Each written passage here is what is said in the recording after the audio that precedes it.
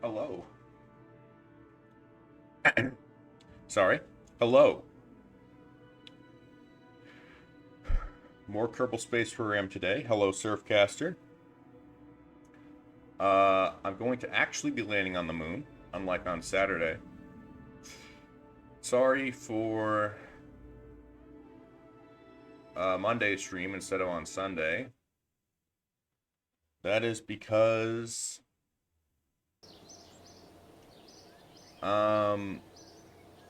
yesterday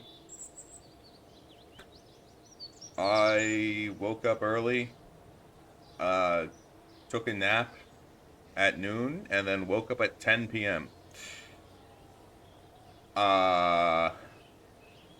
So it wasn't much of a nap.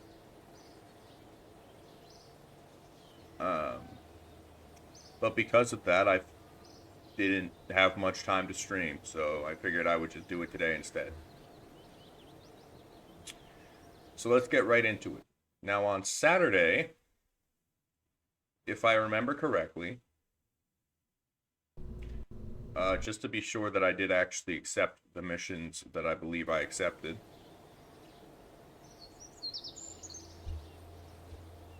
Test. Okay, cool. My microphone was not all the way up, and now it is. So sorry for the change in volume.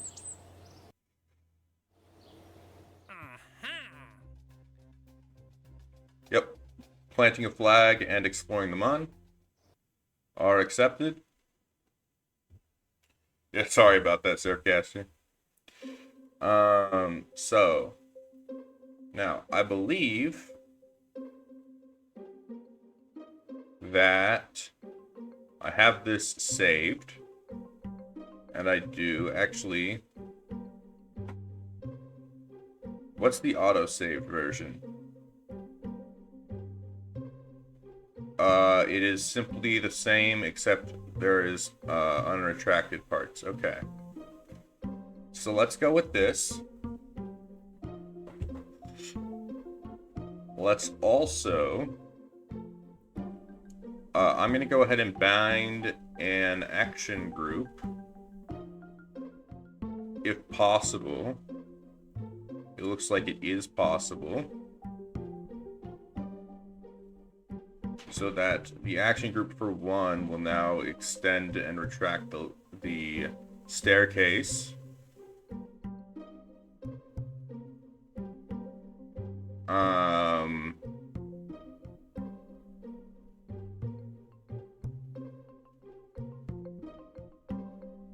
Oh, I can also have one...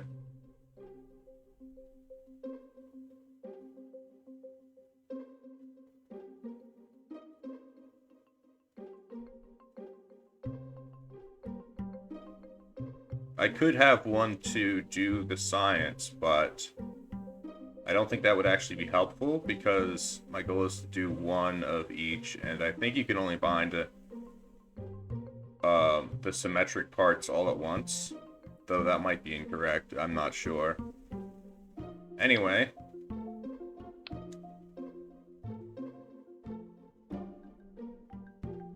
let's get to it. So, I'm looking at this, and I think it would probably be better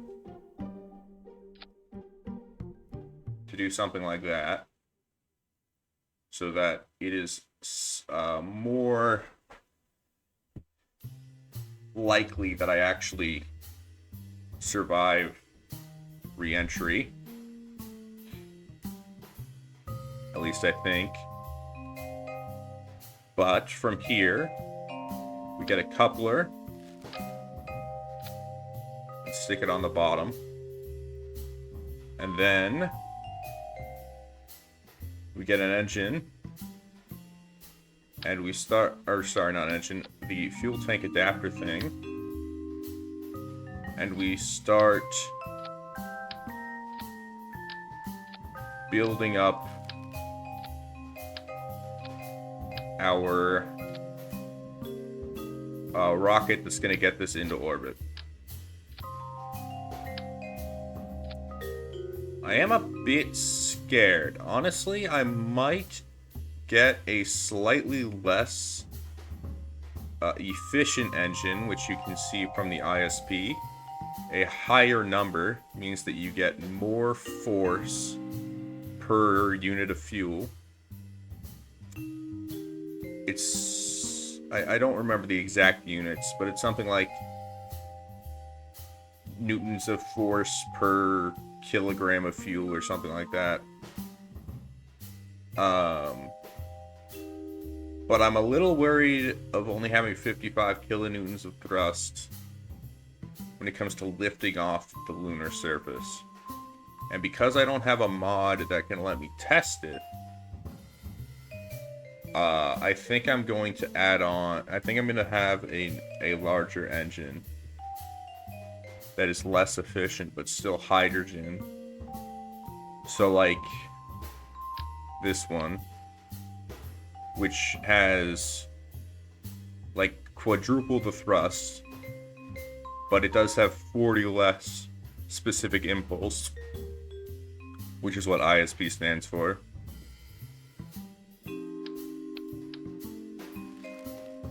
We'll see how it goes having this instead. How many do I have? 1, 2, 3, 4, 5, 6, 7, 8, 9, 10, 11. Let's go with 12. And then stick on at the bottom a couple of swivels.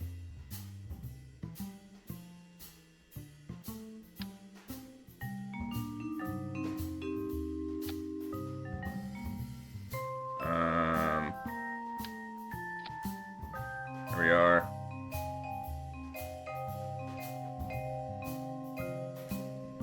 So this is going to be the upper stage. This is going... I do have room, actually. I'm going to add in... And this might not be necessary, but I'm going to add it anyway. Another set of solar panels. And in addition, another couple batteries.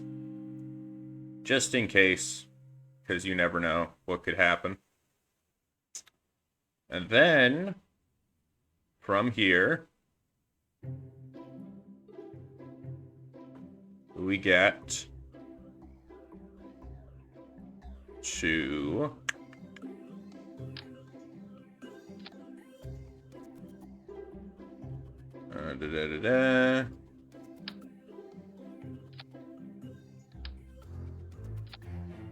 making the side boosters.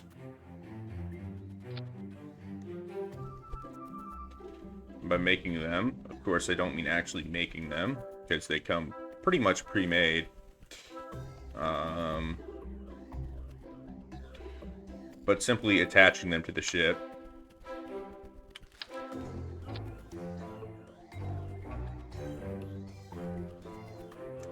And then, just for stability's sake,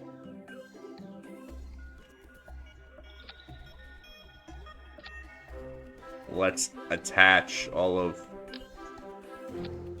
our craft together.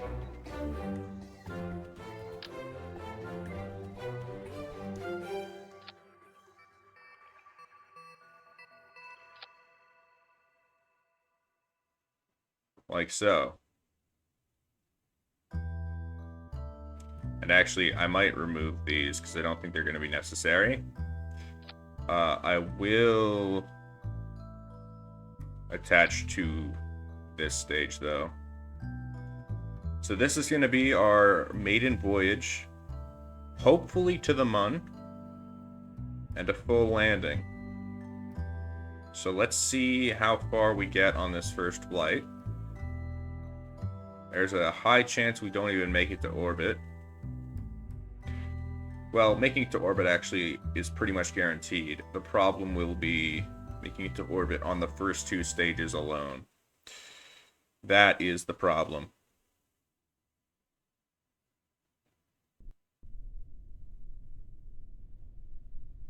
So let's toggle SAS and launch.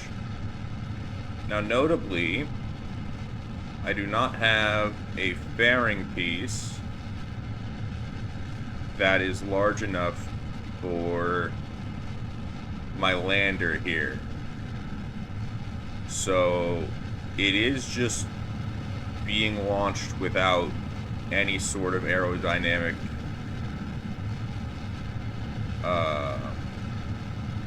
capability, I guess you could call it.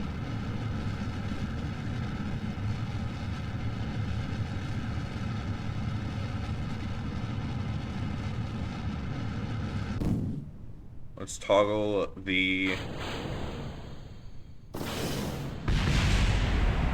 apoapsis thing, the maneuver node screen, which shows me my apoapsis and periapsis. And I'm looking for an apoapsis of about 80,000.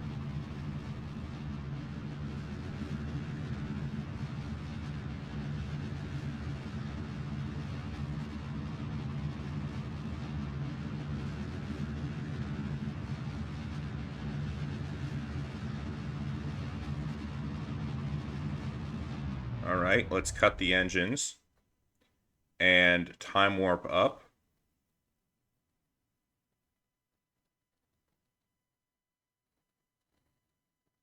Now, I didn't use the most efficient launch profile, mostly by accident, to be perfectly honest.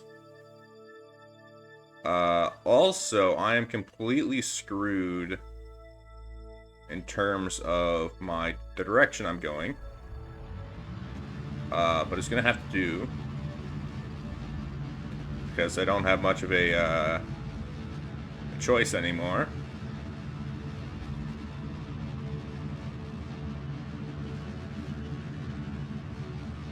So I'm just gonna have to make orbit and then correct it while I'm there. It'll burn a little bit of fuel, but it shouldn't be too bad.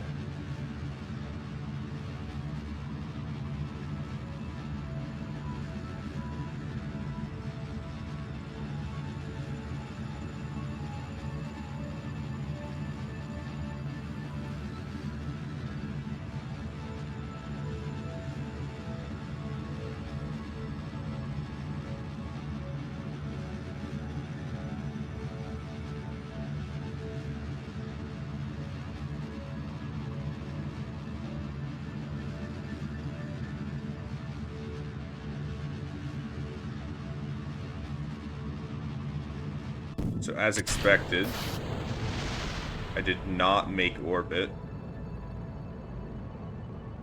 But here I do. This fuel is going down a lot faster than I would like. Alarmingly so, actually. So that's probably going to become an issue.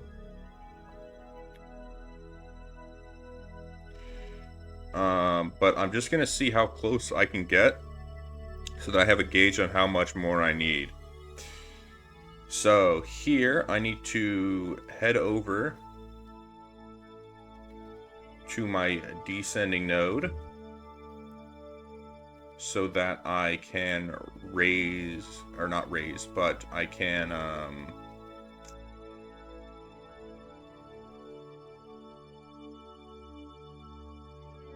I forget the term.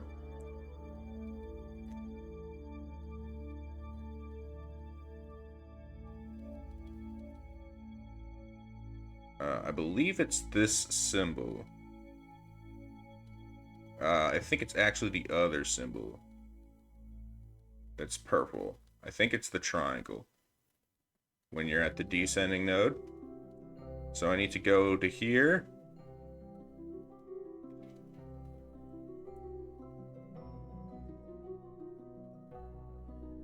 I'm definitely not going to be getting much further than min-miss without a maneuver node planner. And certainly not to the planets I added with mods.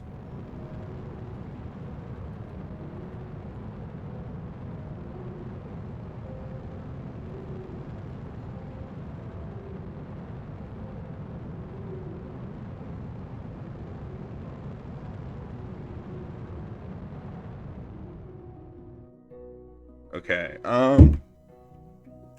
so I did a bit too far there, but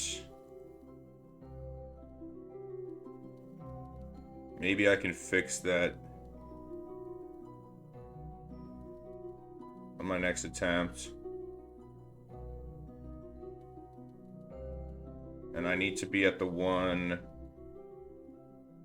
with the lines here, which is over here. This, because I'm now at the ascending node. I think that's how it works. I need to fire in the opposite direction. Yep. Okay. Now I'm aligned. I need to start my transfer burn.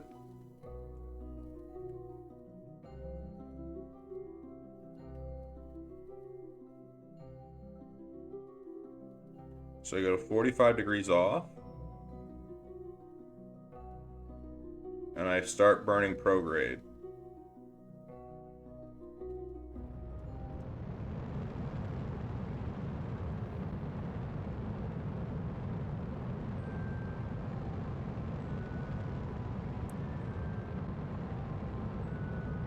If I do end up making it all the way and landing, and somehow have the fuel required to get out,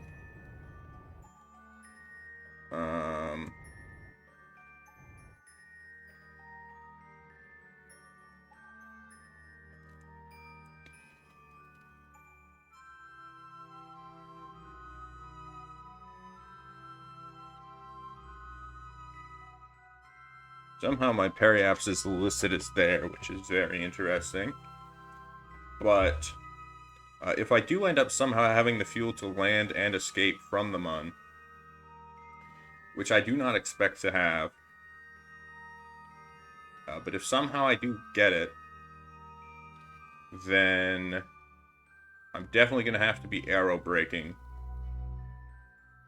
for the descent. I don't think I'm going to have the ability to go in all at once, because I'm going to be doing it from, well, basically the same speed that Artemis had.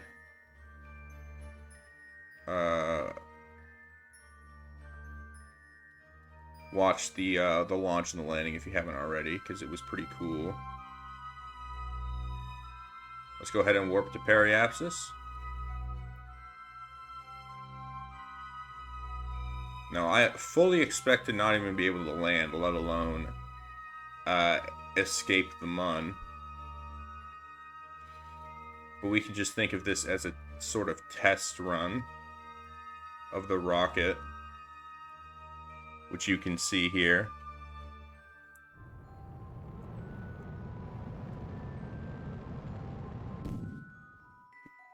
Yeah, I'm already out of fuel. Okay.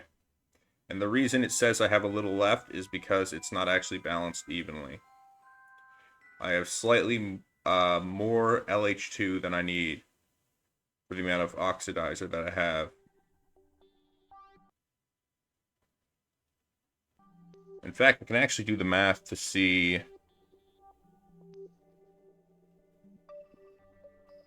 how much more I need. Well, how much more I need, but like to even it out, it looks like it's 6,000 to 400. It's 6,000 LH to 400 oxidizer. And so with 1,200 left, it's what, a fifth? So I need like 80 more oxidizer to even it out.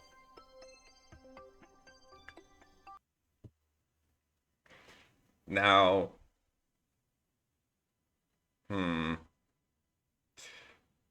again, I could go for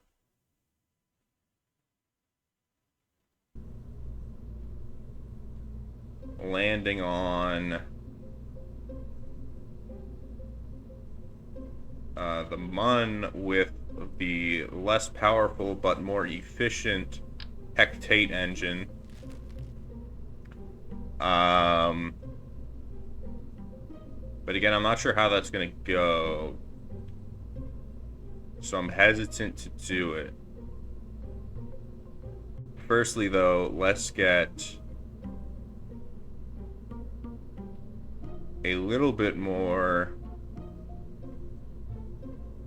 oxidizer, which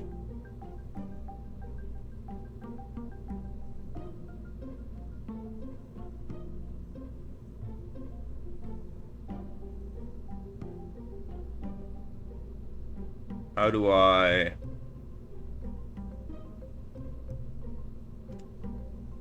liquid oxygen? It's 1,000 units. Wait, no, that's the wrong fuel tank though. Okay, so when you transfer to oxidizer,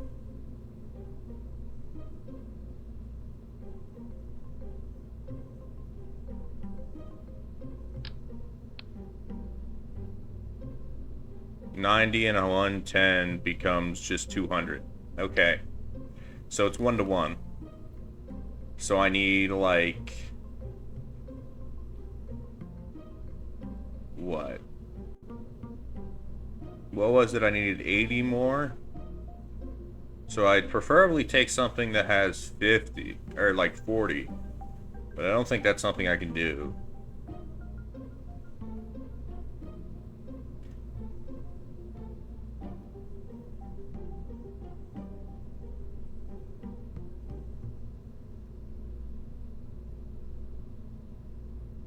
But so here's what's gonna happen, I guess. I'm gonna add on another fuel tank, a 7th one. I'm not gonna mirror it though because I can't. I need that ladder there. And then for the other fuel, it was what? It was 1-to-5. So I need 80 more plus whatever a fifth of 100 or of 1,200 is, which should be 240 if my math is right. Plus 80. I need another 320. No. That can't possibly be correct. Because this entire thing...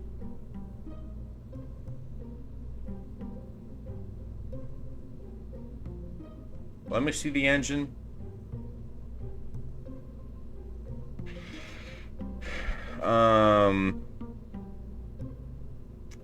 It was... The Vesuvius. That's a mountain, which is an interesting name for an engine. Because I would imagine that that a mountain doesn't move. But alas.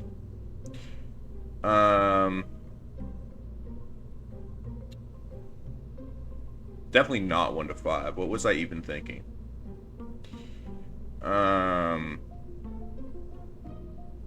But I don't know what the number actually is. So...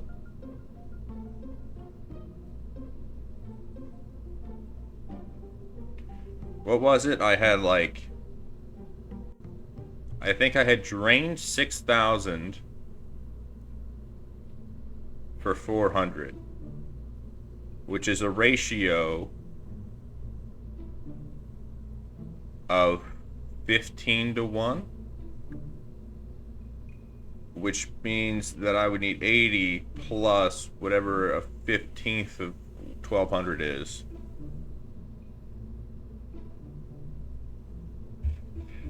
Which is another 80. Okay, so I need 2 sets of 80 more oxidizer. Or just 1 tank that holds 200.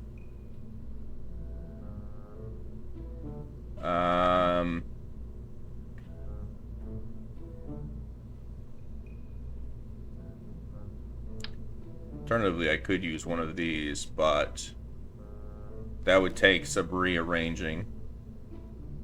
Some more rearranging than I would prefer to have. So here's what's going to happen. You hold how much oxidizer? You hold 36. So I need 4 of you. And lucky me, I can, at least in theory, do... Oh no, I can't do that. In theory, I can do this. And then stick these on. Like so.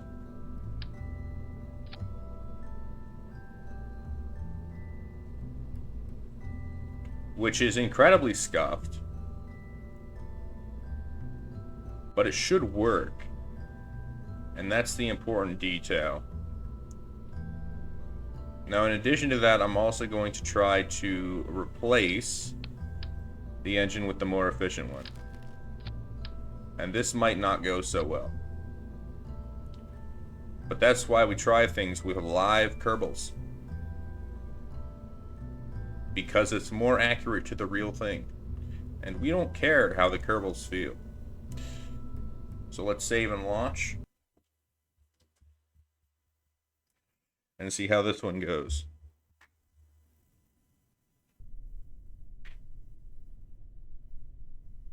Not great off the bat. I don't know what that was about. Let's get off the pad as quickly as possible so that the wobble doesn't last.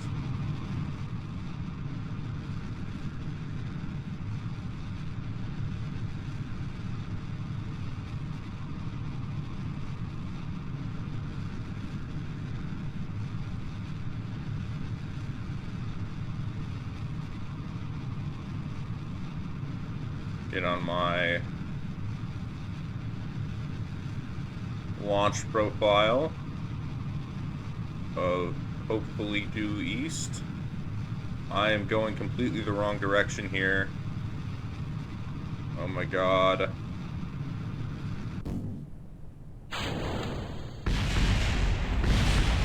Okay, we are reverting that to the launch. I completely messed it up.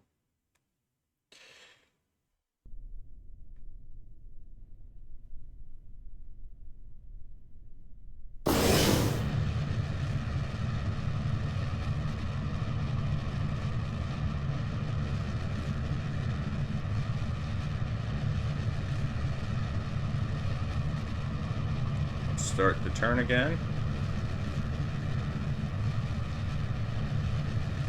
And this is hard because something about the rocket is wobbly. I'm not sure what it is, but it's true.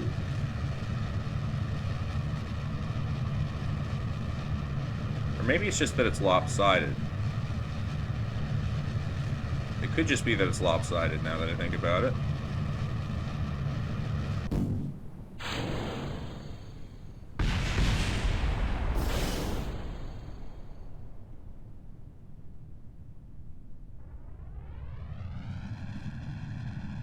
The hell is going on? I don't know what that was.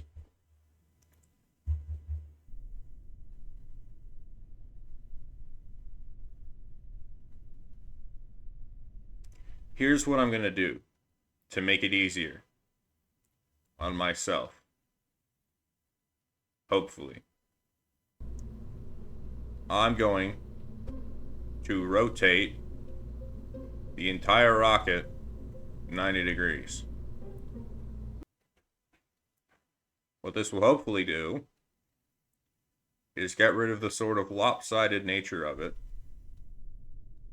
when it comes to steering along due east. Okay,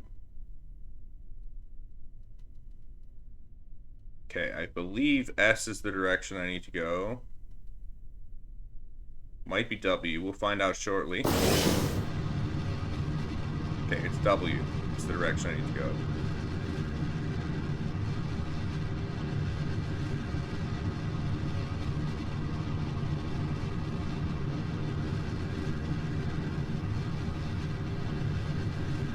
This should hopefully make it easier for me to stay online.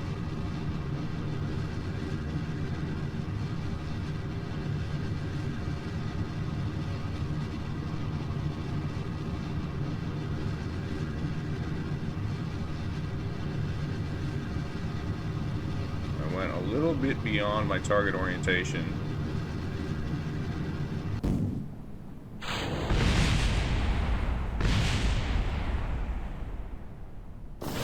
Okay, for some reason my engine never started. Okay, what is going on? Okay, this is not looking good. I'm way too low to be this far over. This is a horrendous launch.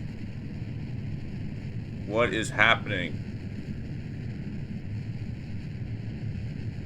Oh my goodness. Okay, this is definitely going to be a fail. But I'm kind of curious just how bad I'm doing here. What even is my apoapsis? It's only 16 kilometers. Yeah, I'm just going to go ahead and revert to the launch pad. I don't know why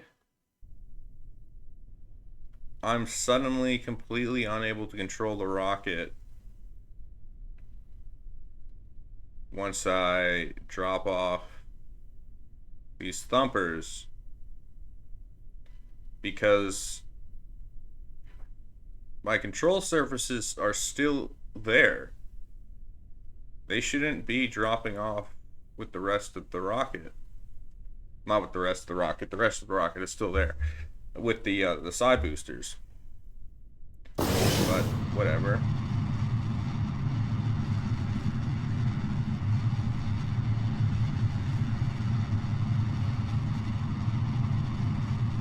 Maybe I need to add more control surfaces or something. I'm not really sure.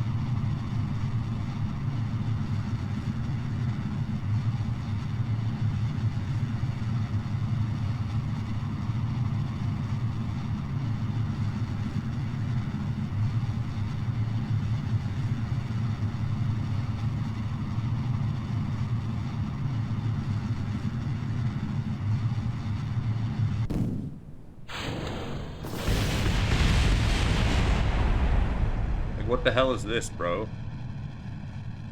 I can't even go up that far.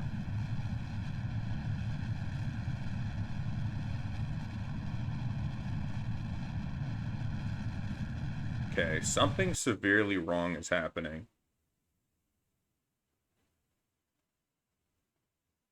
It must just be the weight and balance. But I don't know how to fix it, and that's the main issue. I think that the mass of these thrusters is keeping it stable. Or sorry, not the mass. The gimbal on these thrusters is keeping it stable until suddenly it can they are gone and the rocket can no longer function on its own due to the weight imbalance. And so the question is, how do I fix the weight imbalance? Well, I could just get rid of this. This would be incredibly dumb to do, but technically it's an option to just stick it on top there. I could just try to not have it. And just hope that combined with the extra oxidizer in these tanks, which I can actually have if I'm not going to have it, that it is enough. And with the more efficient engine.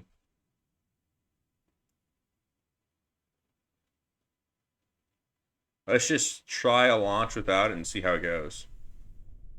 See if it fixes the issue.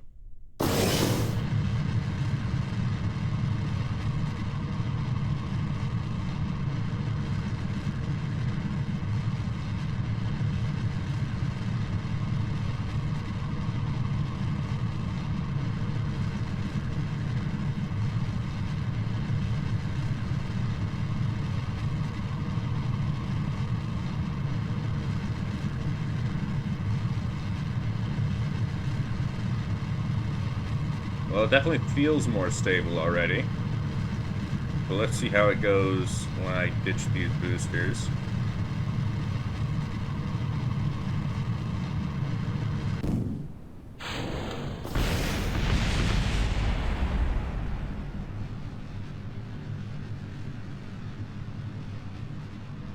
No.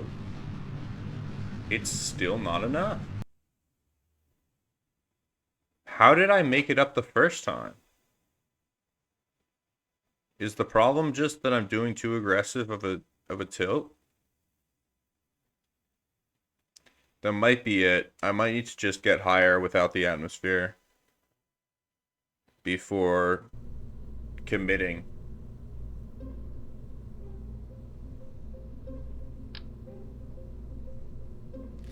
Let's try it.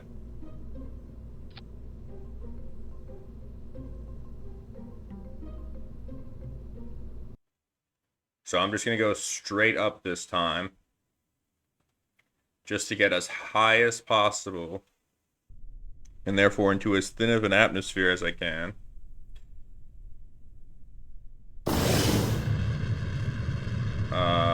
Before I lose the stability provided by the side boosters.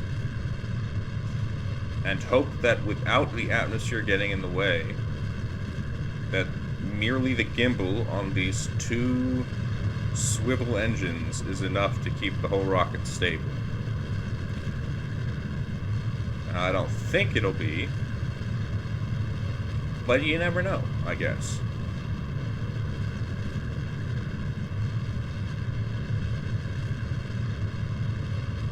There's a chance I need to add a fourth stage to the rocket.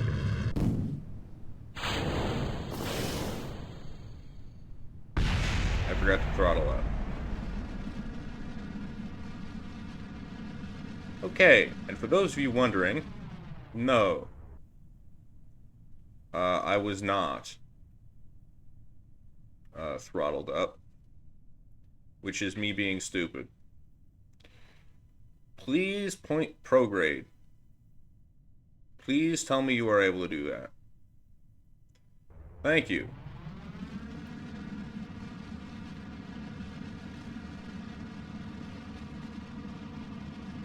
I'm completely offline.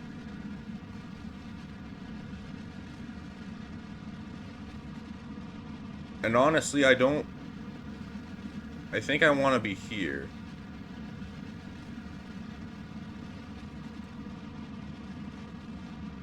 So let's correct that. And check my apoapsis. It is frighteningly low compared to where I am.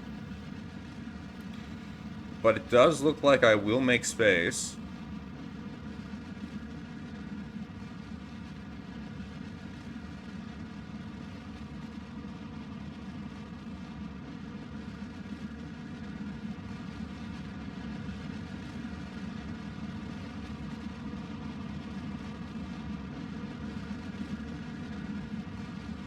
Let's change it to stability assist instead of continuing to burn more in that direction.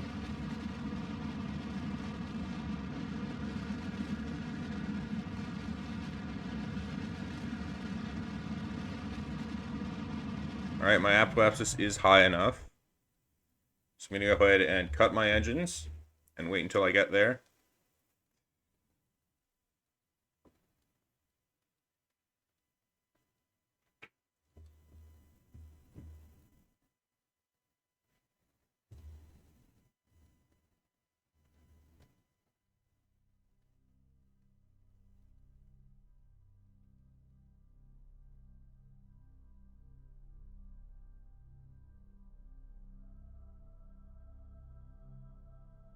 Let's point prograde, and then throttle up. Alright. Good news is I'm not spinning out of control. Bad news is I'm already out of fuel on my bottom stage. Which is not a surprise.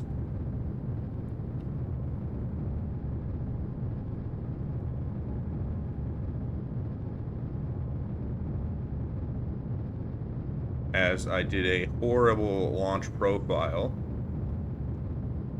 And it looks like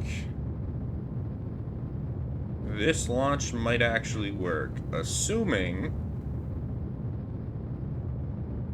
that I can get off the lunar surface. The lunar surface, I'm not really sure how to pronounce it, with this engine. Because I downgraded the engine to a more efficient but less powerful one, which might screw me over and make it so that I cannot get off the moon anymore. Anyway, let's set the target. It looks like this node here is a bit too low, or it's a bit too high for me to feel comfortable committing to a transfer burn at 4 degrees difference, because it's such distance that the mun has. 4 degrees might actually be enough for me to completely miss its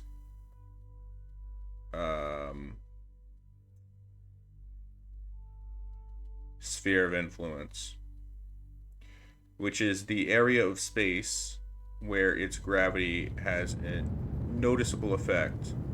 Obviously, it affects everyone everywhere, but it doesn't have a big impact unless you're in its sphere of influence. Now, this is more like it. 0.1 degree off is good enough for me. Now, it actually looks like it's lined up pretty well with the descending node here.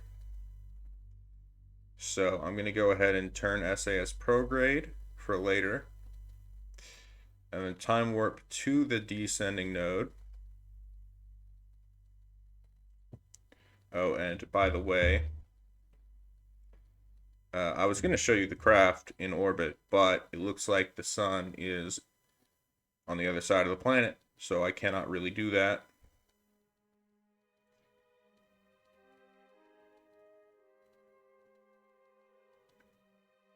Almost there.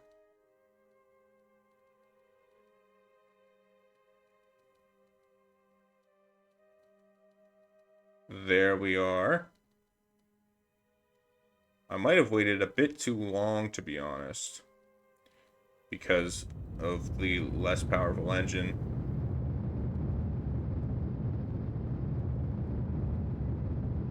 But we will see.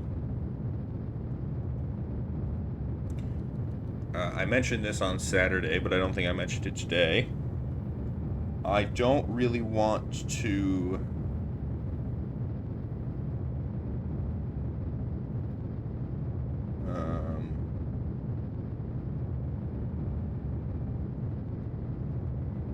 save on a mission like this, because if I save and load,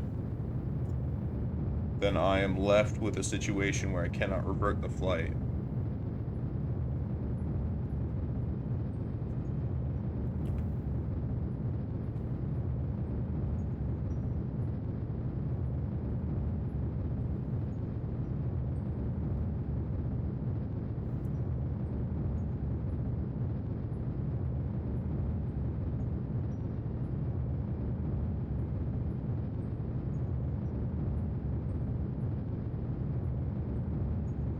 Let's see if I'm going to miss them on entirely.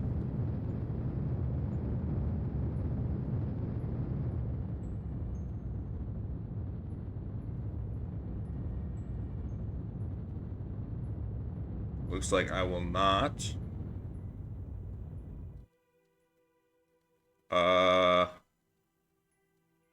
Okay, something just broke. Let's burn a bit retrograde and see if that fixes it. Okay, cool.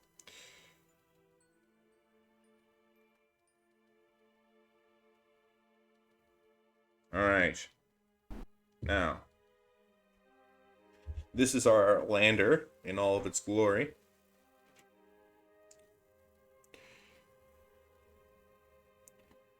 And let's time warp away, I guess.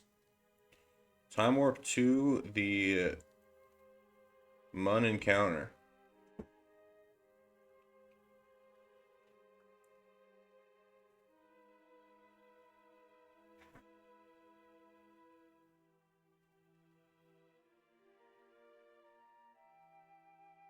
This would be a great shot if the sun was in the right location.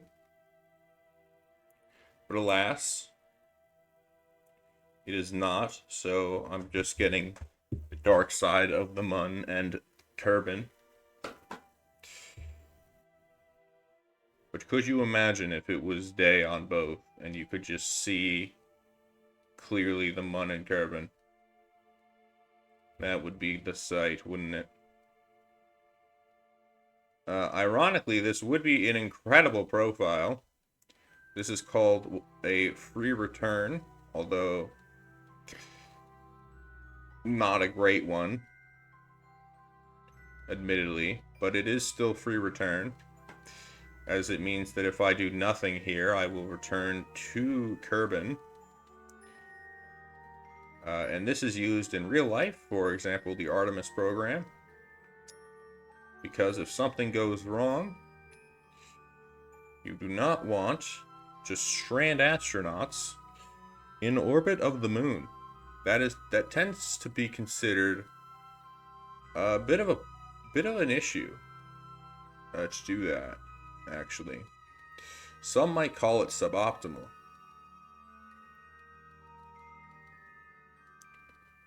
All right.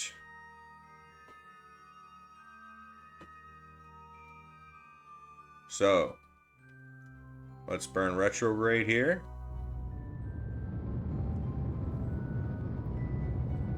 And see what we're looking at.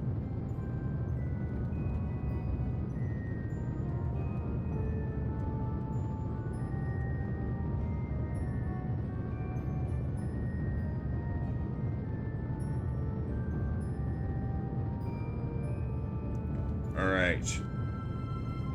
So I probably want an apoapsis that's fairly low.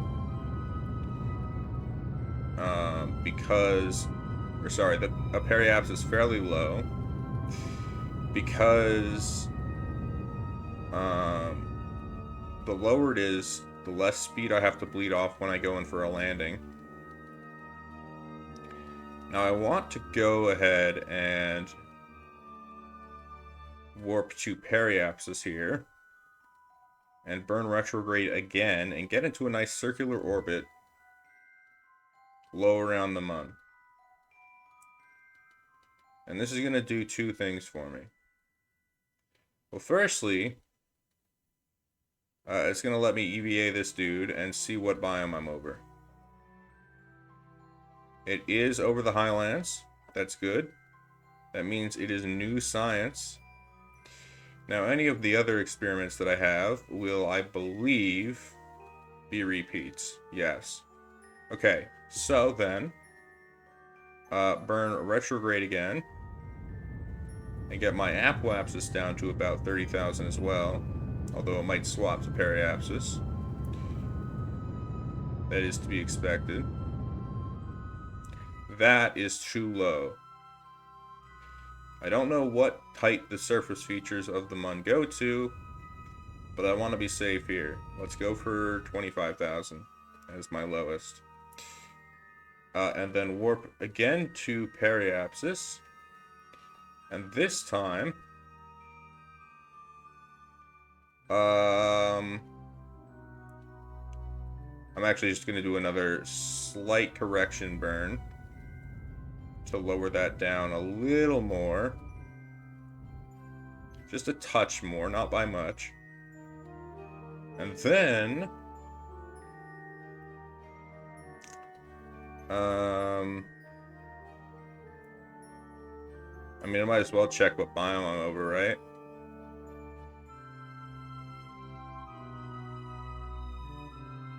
Same one I've already gotten. Makes sense. This crater might be new, and then this crater might be new. I'm actually going to try to land in this crater. But that might not work out. I need to warp either way a bit more. But first, let me ban this guy.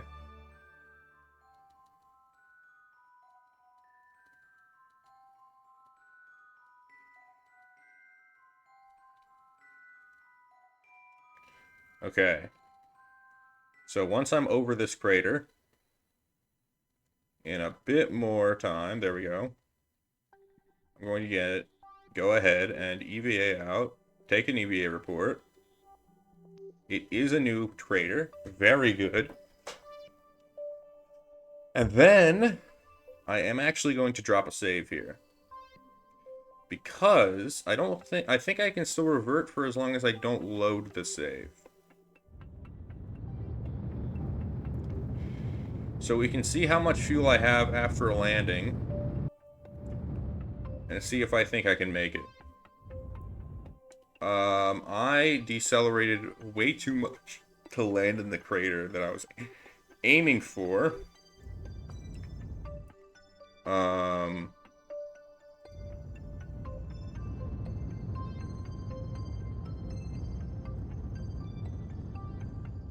Okay.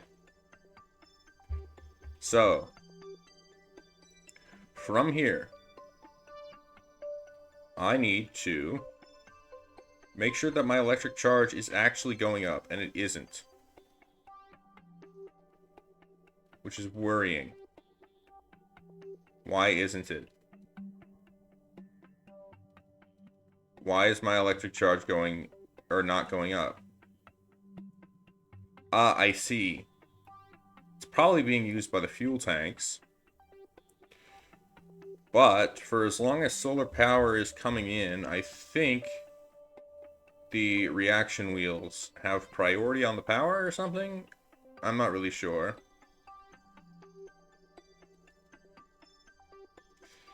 I can also go ahead and...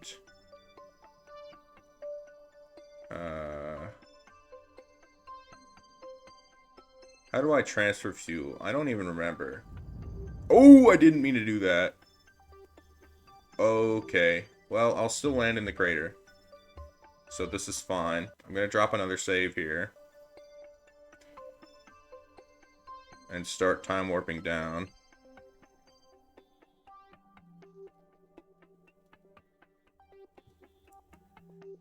I don't think this is a different biome, but just to be sure. Yep, it is a biome that I've already gotten.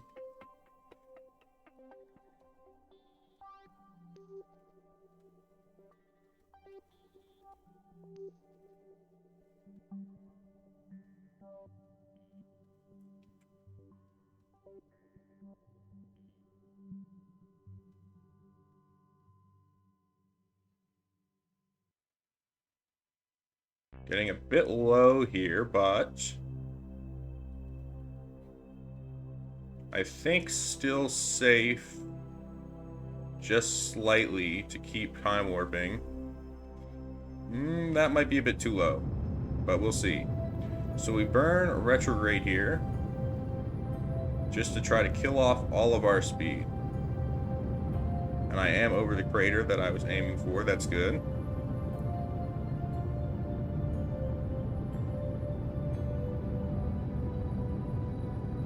Alright. This fuel number is getting very low. I don't think I will be able to make the return trip. Even if I try to do aerobraking. Or whatever that's called. I don't actually remember what it's called.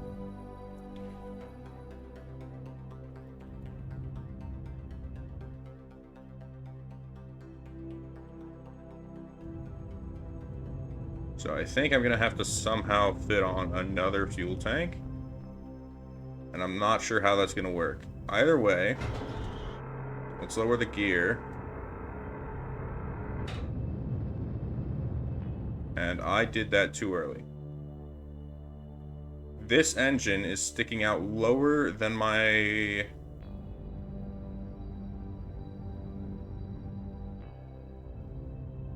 landing gear. Which some might call suboptimal.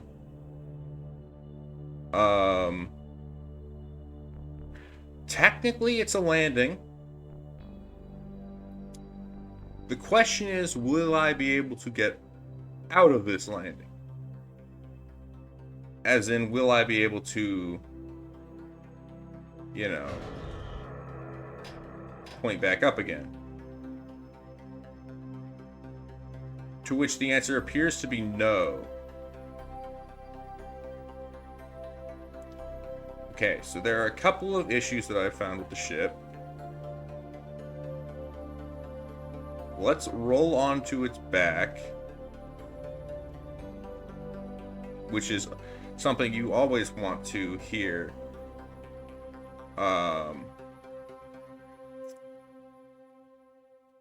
Or not here, but something you always want to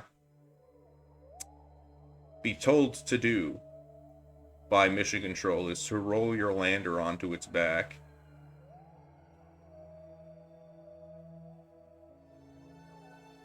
Why did I want to bring 2 science juniors? I didn't. Yeah, I did. Why did I want to bring 2? What science have I not done?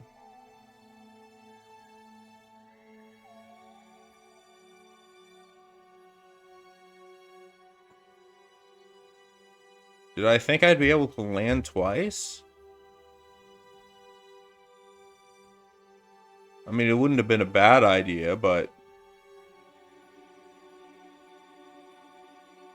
the odds of that happening would be very low.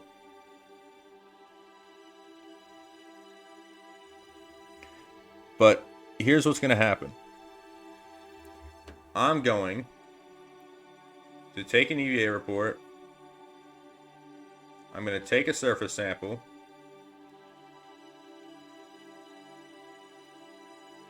And I'm going to plant a flag.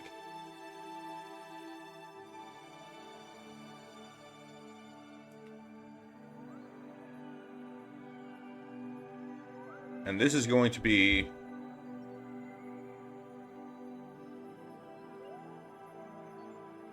I don't know. What should I call this site?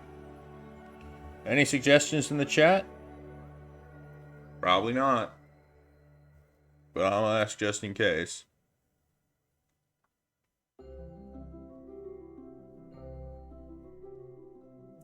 And a reminder that this site is probably going to be lost. I'm probably going to have to revert this flight.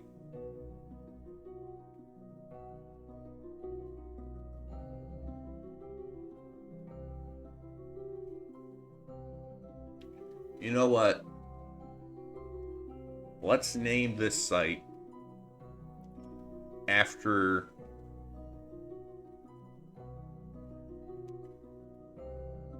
a streamer I watch. Let's go for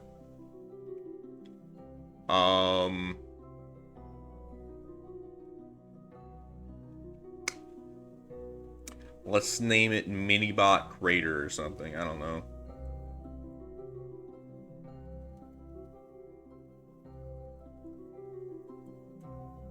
And then named after Ellie Minibot. Check her out if you don't know who she is. Okay. Now the big question is, can I end up getting back onto the ship without breaking something in my attempts?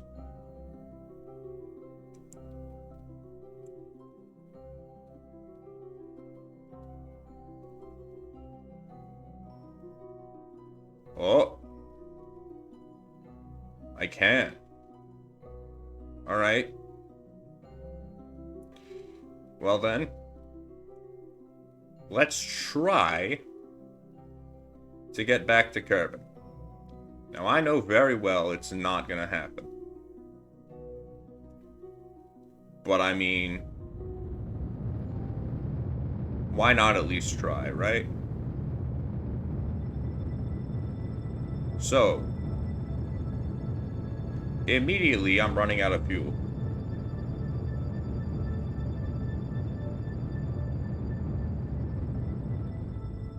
Yeah, I'm not making it. I can already tell. I'm just going to go ahead and revert to the vehicle assembling building. And there are two things I need to fix. First, I need to replace these landing legs with something taller.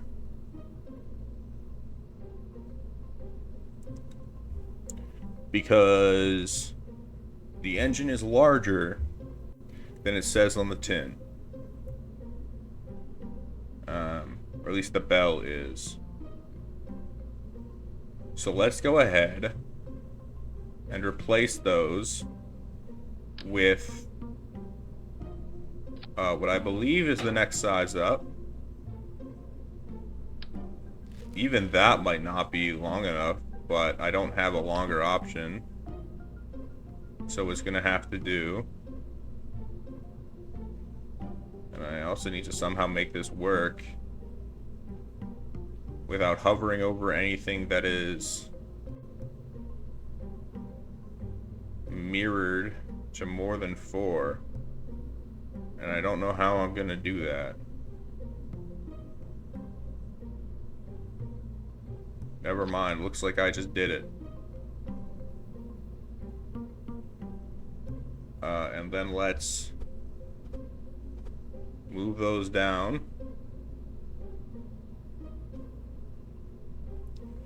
And looks like that will still reach the ground. Possibly. No, it actually doesn't.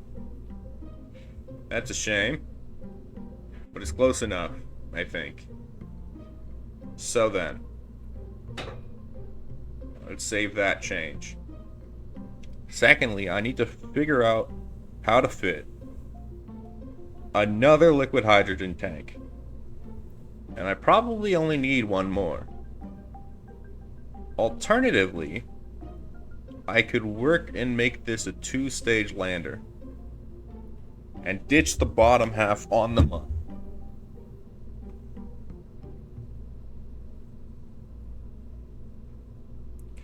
Or I could add more thrust to the bottom and use the middle stage, my current middle stage, to start off the transfer burn. Any one of these options will work. It's just a matter of which one is best.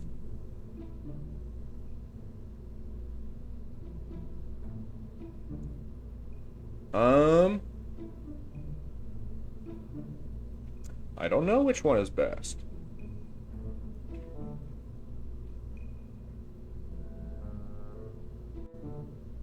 Let's try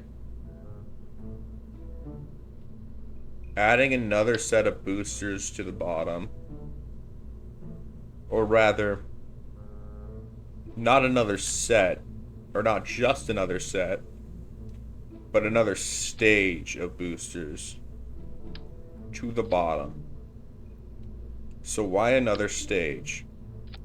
Because there's a maximum speed you can move at lower elevations. And so I want to be up higher before I activate the inner set of boosters. So let's get these going. And probably honestly want to decouple after I've already started the middle set. So we're going to launch here and just see how it goes.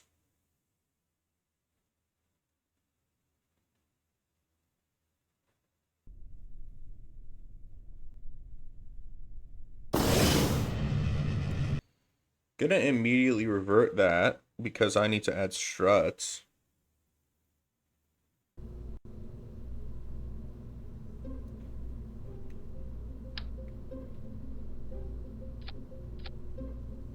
Okay, now let's go again.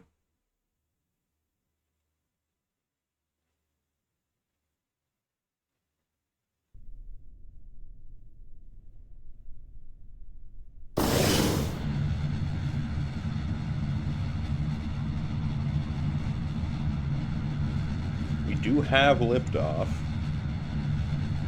which is a good start. But the real question is, how much is this actually going to add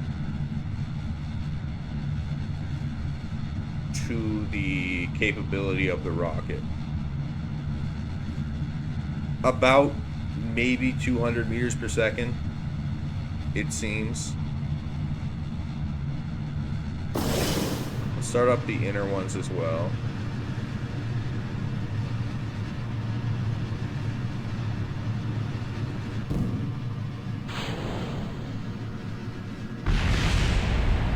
I have lost control.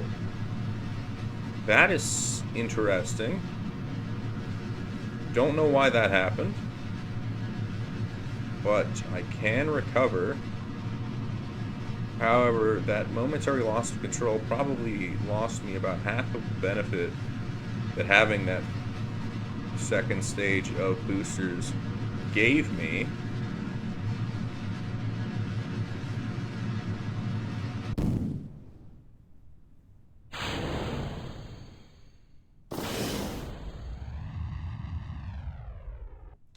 Okay, so I'm gonna wait a little longer until I get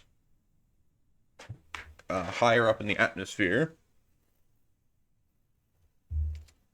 so that my engines are more efficient.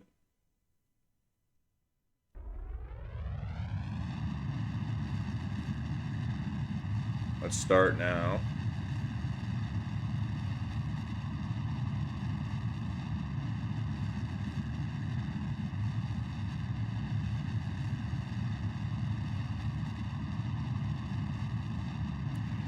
So my goal to see if this actually helps me at all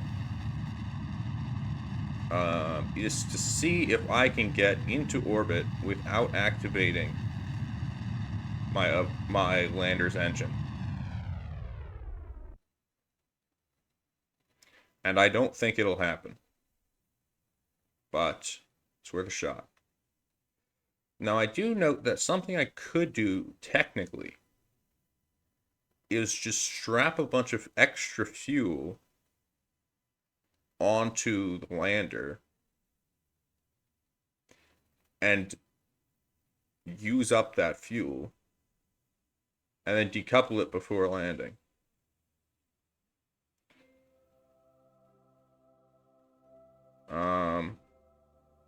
I don't think I want to do that, but it is another option that I did not consider before. Actually, I might want to do that.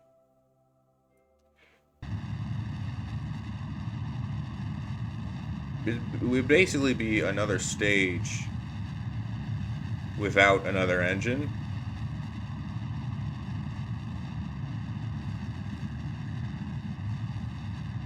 And I could make it so that those fuel tanks drain first as well.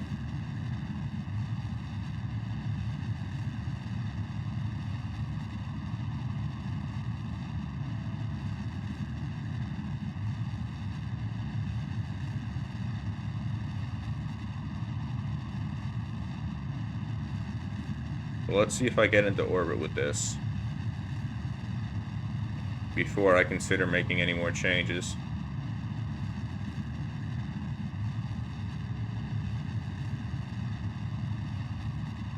Actually, I will be making orbit with this. I have orbit. Okay, well, it is much better than I had before, and as a bonus, I also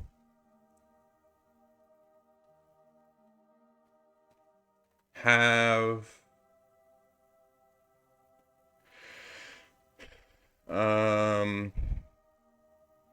no significant deviation in the angle that in my inclination or whatever it's called. So let's see how much fuel I end up having. I did not mean to do that. Oh god, I think I passed it. I did. Okay, well I have to get to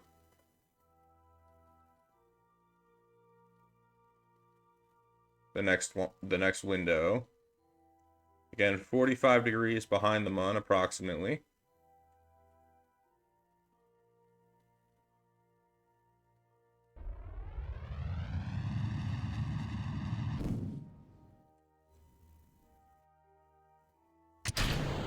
For some reason it wasn't letting me decouple there.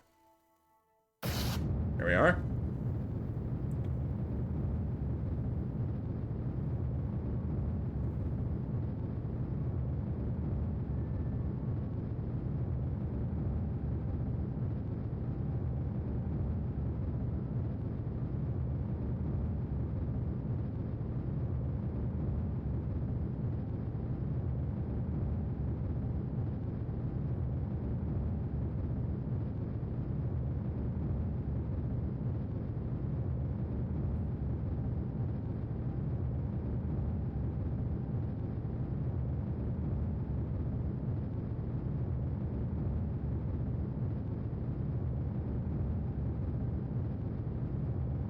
So before, I think I had about half fuel left when I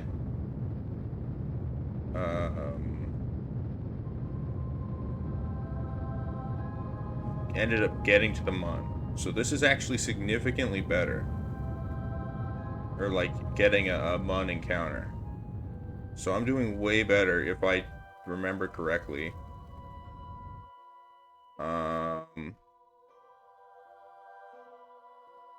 My mun periapsis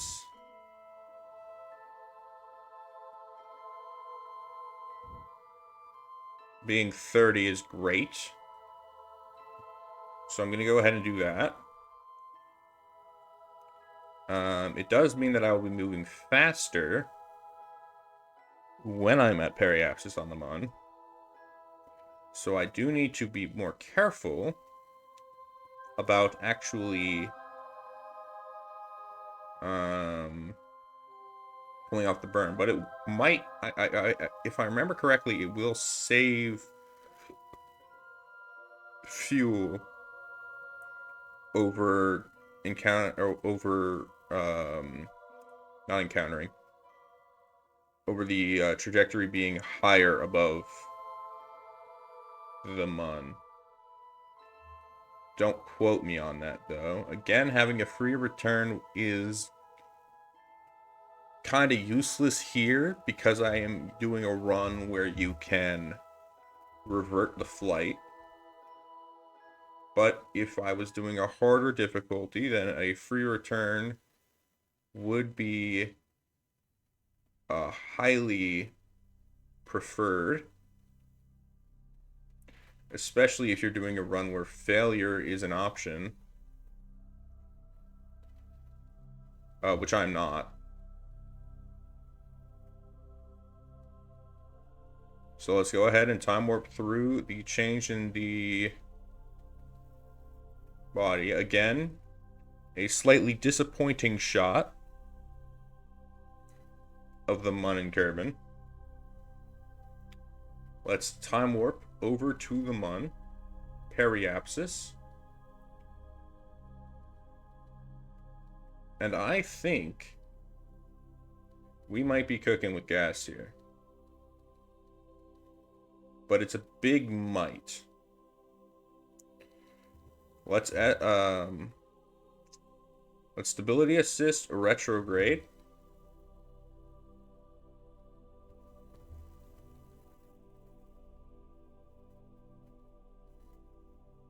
And wait until I'm closer to the periapsis, as that is where my burn will be most efficient.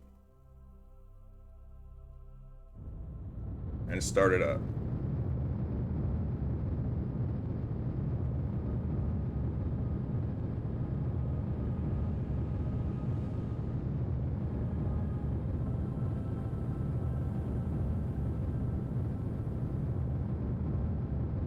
And one thing I did learn from the last one was that the engine is more than enough to get me off of the surface, which is exactly what I wanted.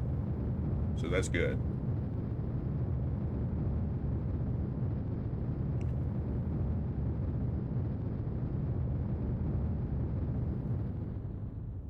Uh-oh.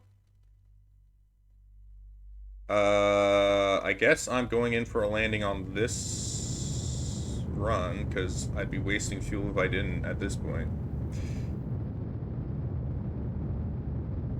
I was kind of hoping that I would have another chance, but I guess not. Um, because it also means that I'm not gonna have the opportunity to get a crew report over this crater or over the highlands. I guess I can do it later, I suppose. Oh, 50 might be too much here. Well, let's start the burn. I can also deploy the gear. Good news, the gear is long enough this time.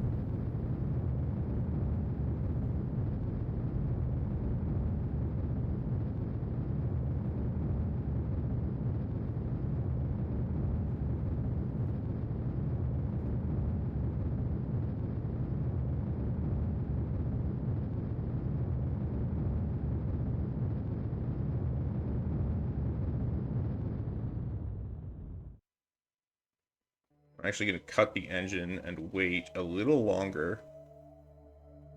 And in fact, I can go ahead and EVA right now and take the report.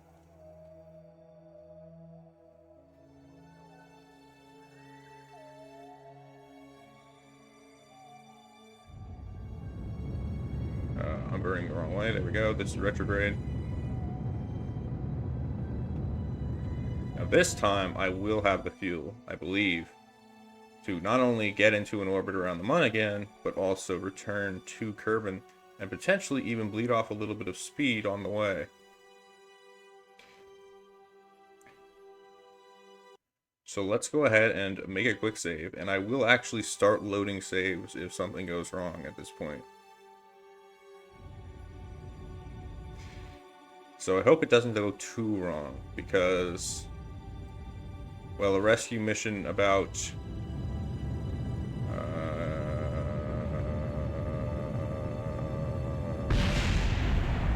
okay, we are reverting. No, we're not reverting. We're loading the save.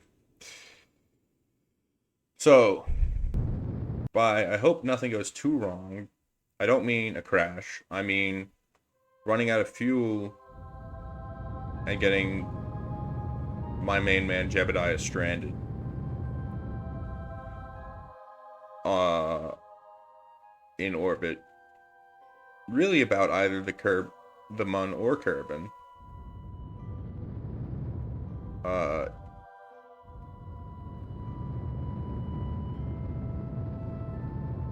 I'm not burning the right way. There we go.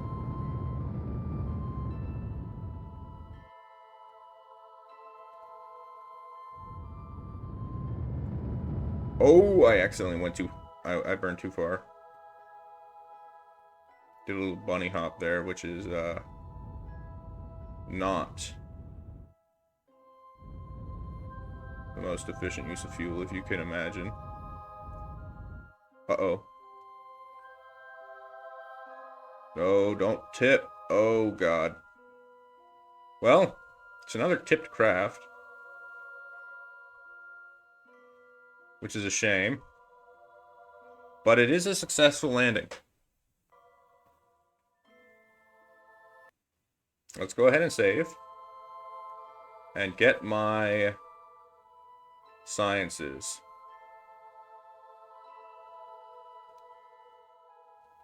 The material study. Save that. Get the temperature, the pressure, and the mystery goo.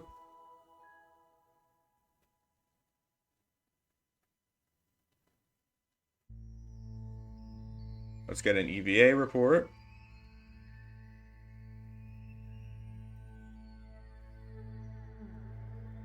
And a surface sample. And then let's plant a flag.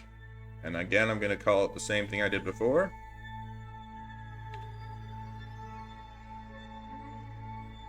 Just mini-bot crater. First landing site. Jeb was here.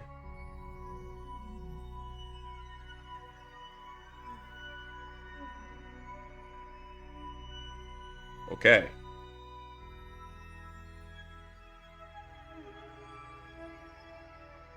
Now,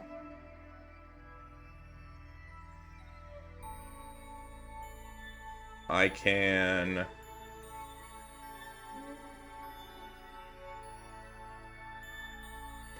board the ship.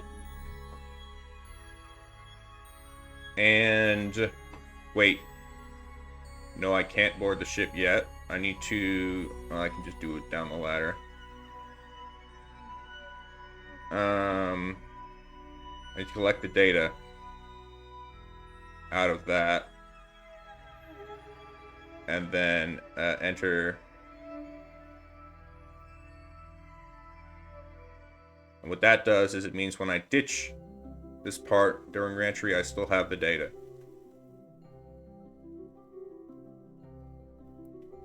So now,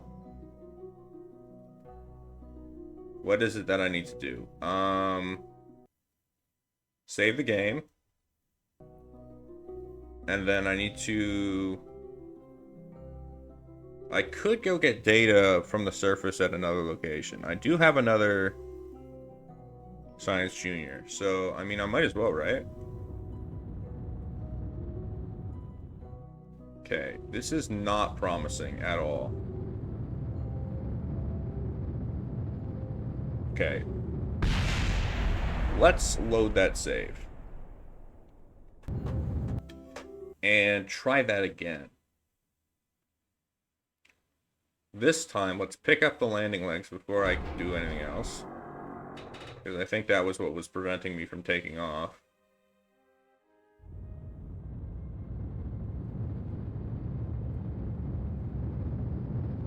Okay, and then...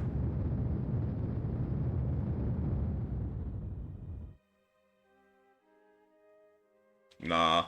I'm just gonna take off all the way.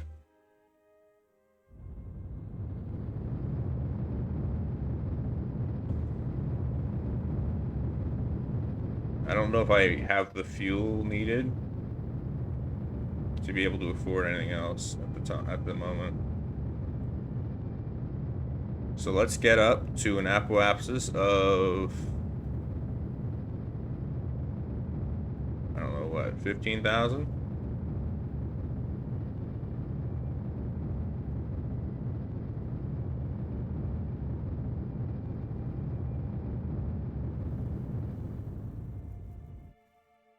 Wait until we get there.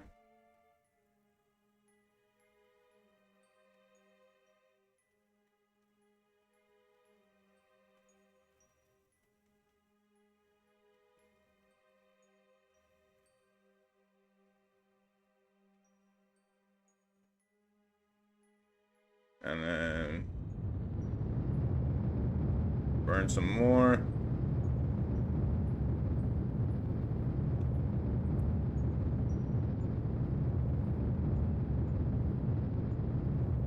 All right.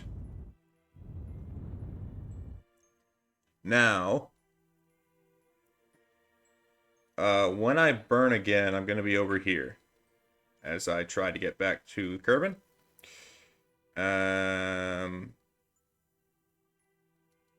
I'm actually orbiting the wrong way, aren't I? Oh no, I'm orbiting the right way. Okay, cool. For a return trajectory. At least I believe I am. I might not be. We'll see, I guess. Because if you do it the wrong way, then you end up actually gaining momentum instead of losing it from the moon. But what I can do here is time warp.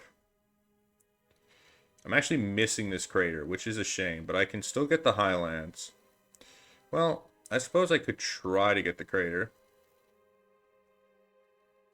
Yeah, it's just the lowlands. Okay, but I can still get the highlands. Which should be somewhere around here.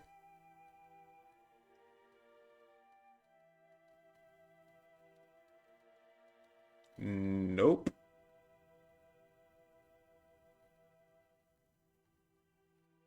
Well, oh, I pressed M instead of B. That could have been bad.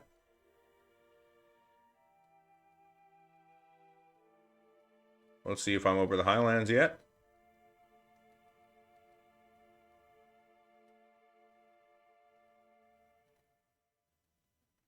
Nope. Really?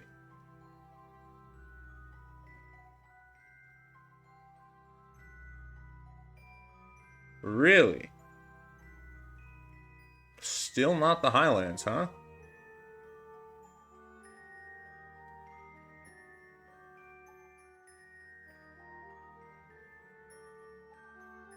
Really? And now I'm high over it. That's a real shame. But whatever. Okay, so.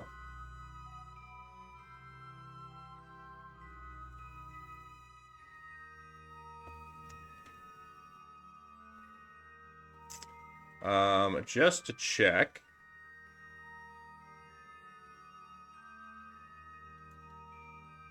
I actually don't already have the science.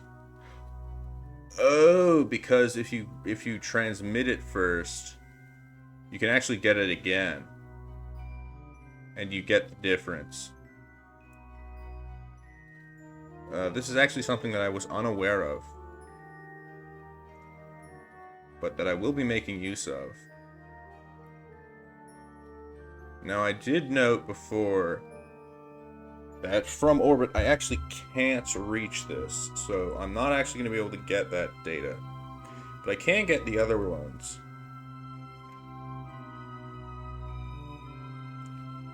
Which is nice. It's a nice addition.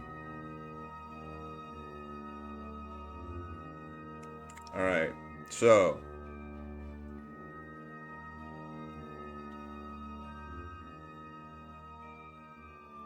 Let's wait until I'm at the correct location. And burn prograde.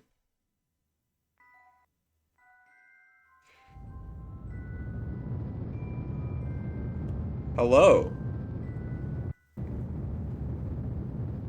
How are you guys doing?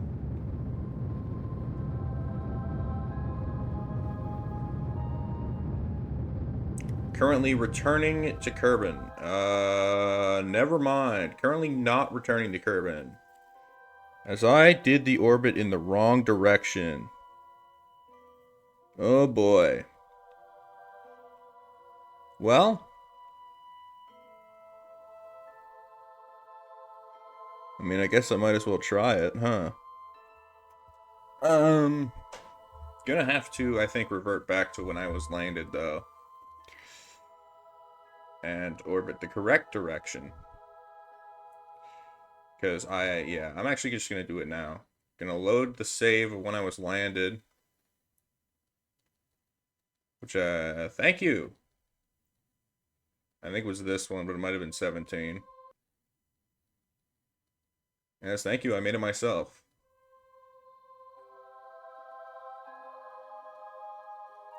Okay, it was this one. Actually, I don't think it was this one. Maybe it was? I don't know. Wait, no, it wasn't. Am I an artist? No, I'm not. But I try my best. Or at least I did for this.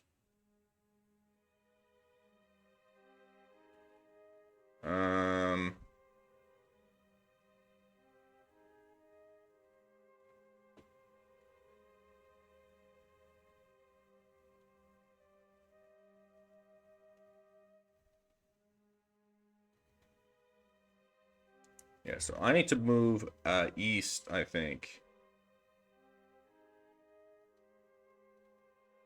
for this. Oh, I forgot to toggle gear. Whatever.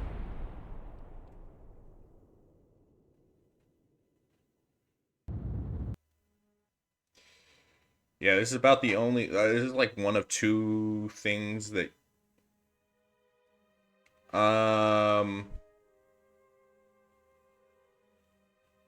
Well, this is technically a VTuber model.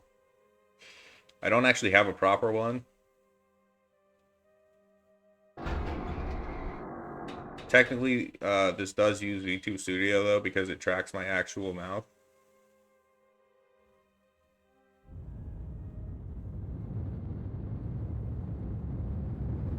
Okay, now that I'm off the ground, I need to check, am I going the right direction?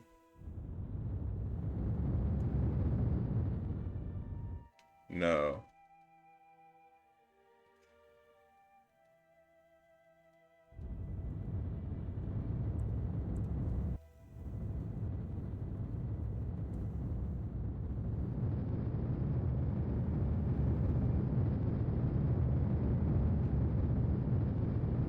Okay. Looks like this will be the right direction, I think.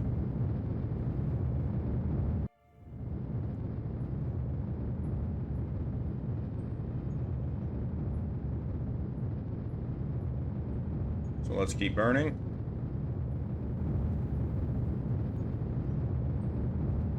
Until I achieve something akin to an orbit.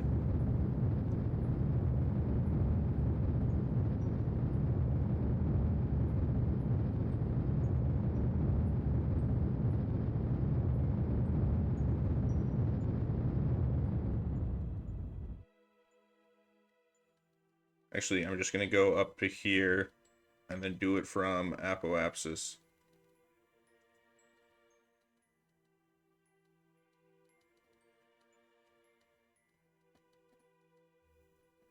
Or at least close to apoapsis. Okay.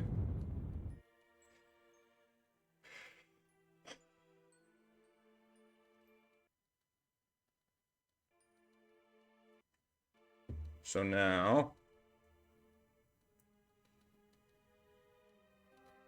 Yeah, it's quite a basic one.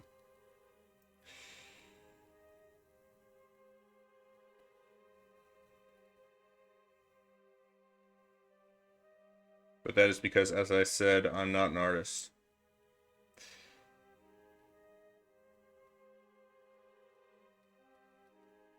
Okay, that is already a biome that I have.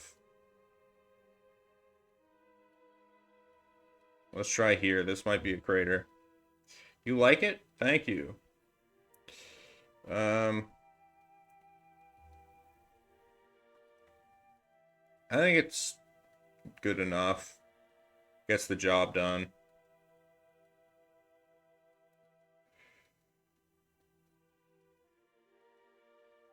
This should be a unique biome. And then I should be able to get the highlands as well.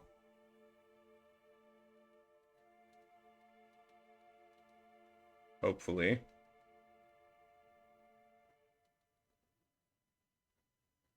Nope, you're the Midlands.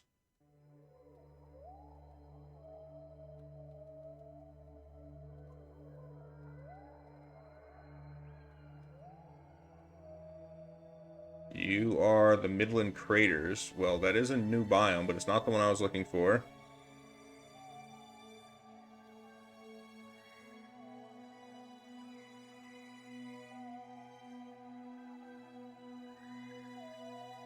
You are also the Midland Craters.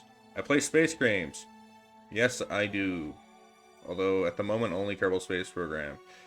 And actually, that's the only one I've ever streamed. But I have played others.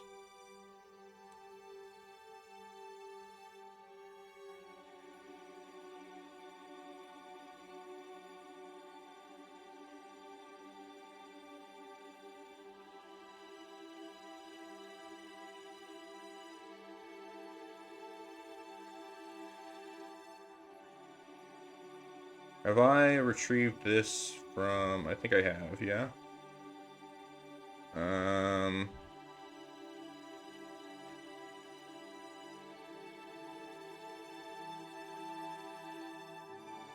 Yes, I have, okay.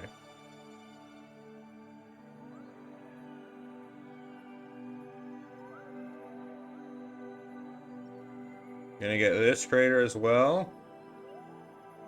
If it can fit. It can, okay. And I don't think I can get the Highlands, which is a shame, but I just don't think my orbit allows for it.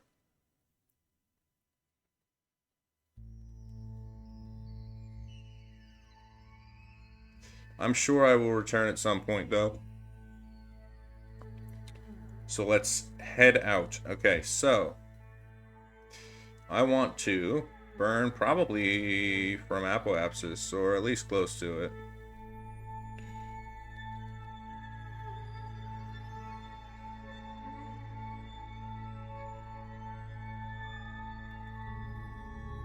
From like here, I start the burn.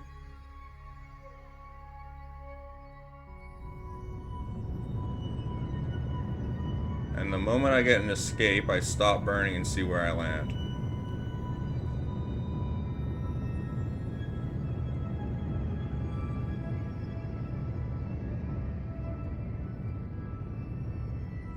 Okay, well...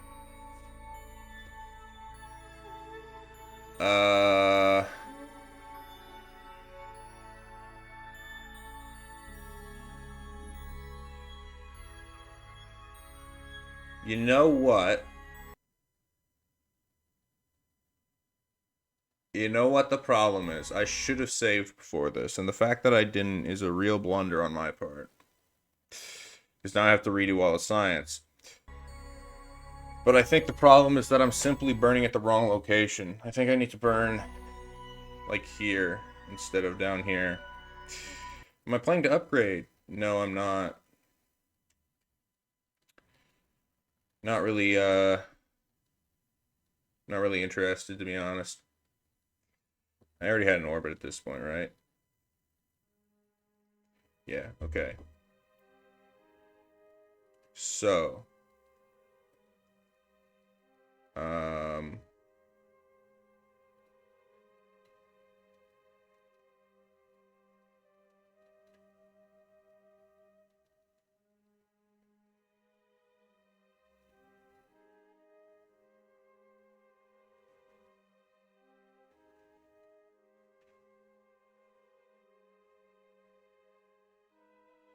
I need to find the places that I was doing it before.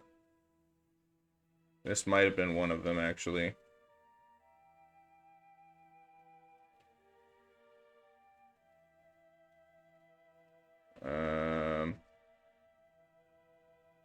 Nope.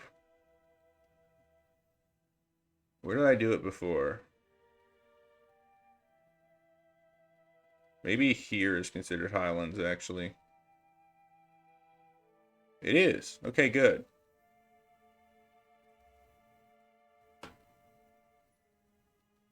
But yeah, I'm not really interested in upgrading the model, because I don't really see a point.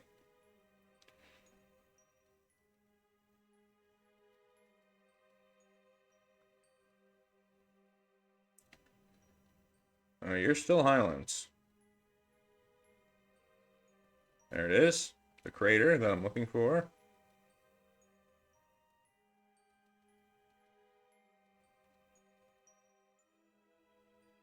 Still the same crater.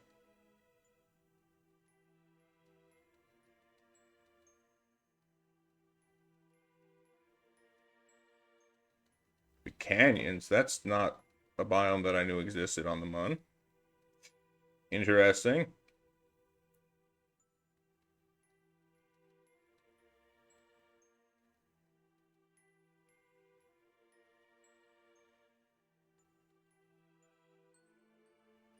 Midland craters. And then there is also the far side crater that I need to find. It's in the dark, so it's hard to see. Nope. I know it's around here somewhere, though.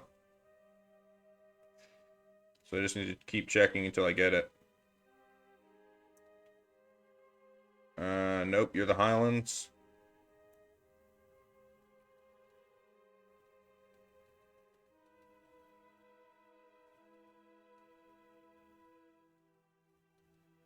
There we are, the far side crater. And then I also need one last one.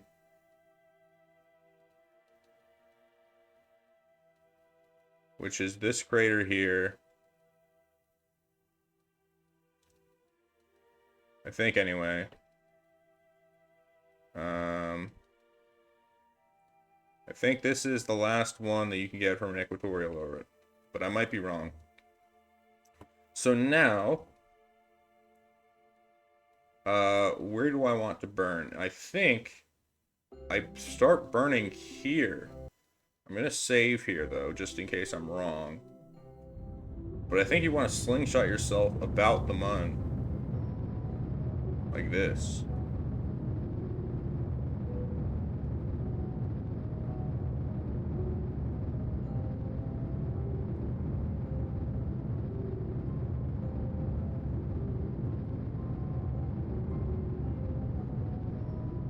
Uh-oh.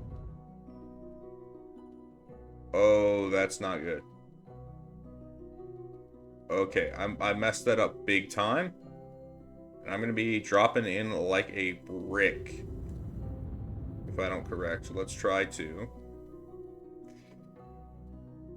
But I want to still be inside the Earth a little bit. I want to be in the atmosphere a touch. Like at 45,000 is good, I think.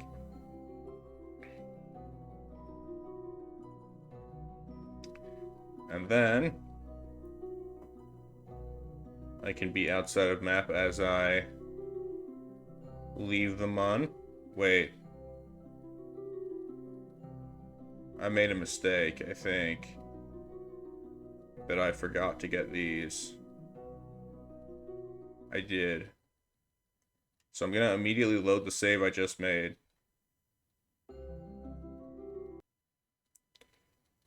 In order to correct that mistake.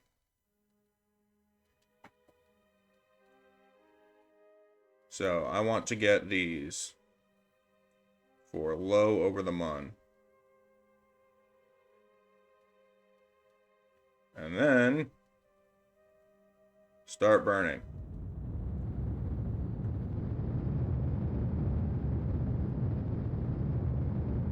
And then on my way out, I get the high over the mun.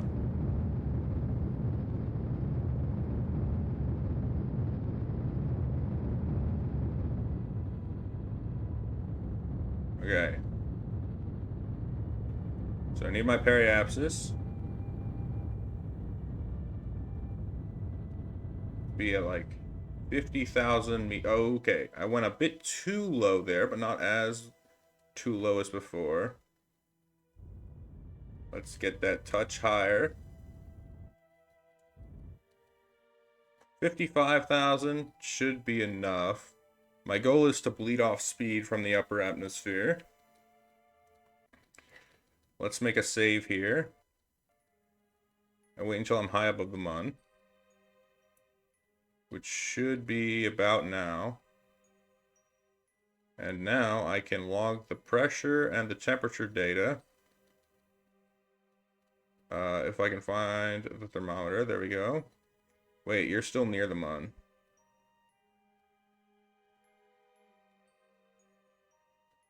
I want high over the mun. There we are.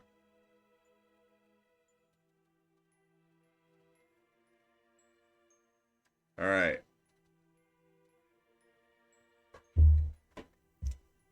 Unfortunately, even if I use this, I can't actually reach it to collect the data from it. So, it's a shame, but I'm going to have to not use it. Here we go as I leave the mun.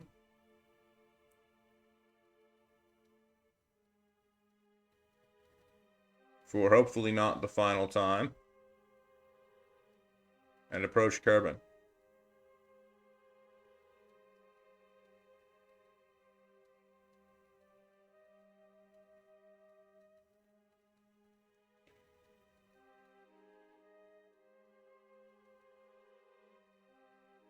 Now, as I approach,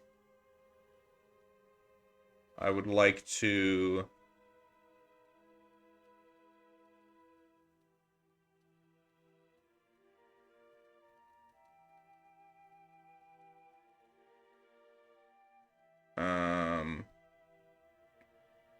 burn the last of my fuel just before I enter the atmosphere.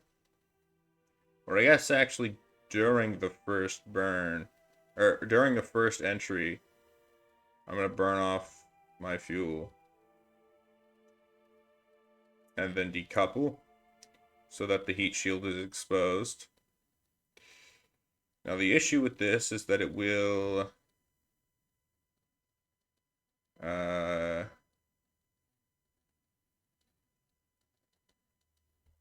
prevent me from having solar panels. Actually, no, it won't. As long as I don't decouple on the first entry. We'll see if I can get away with that, though.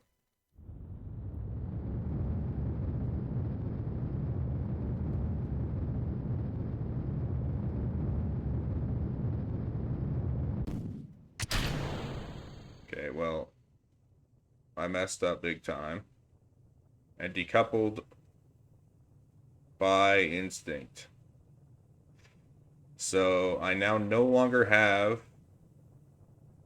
electric charge. Enough to keep myself stable in the atmosphere, anyway.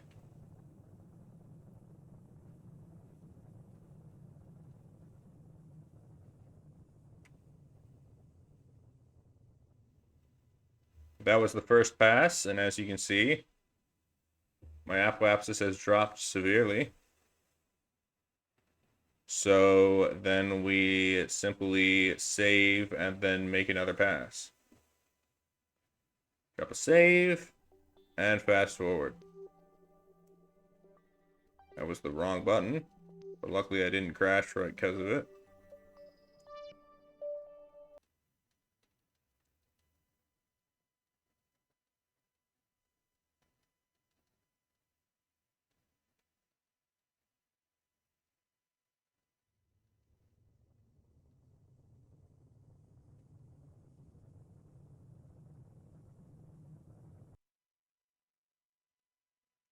Now each pass, my apoapsis is going to lower.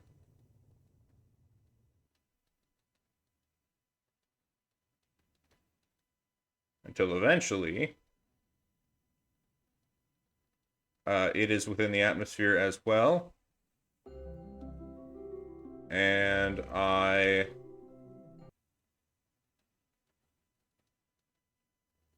end up landing.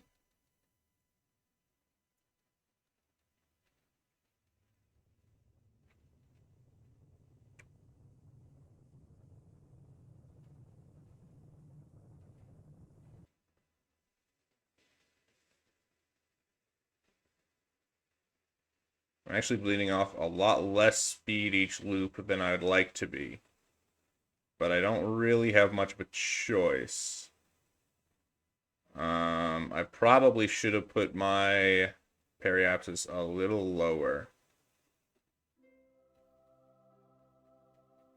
But I guess it's a bit late now.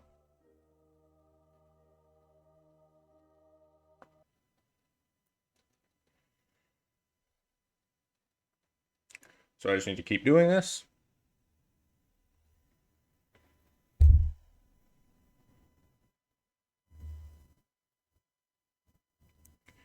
Until I end up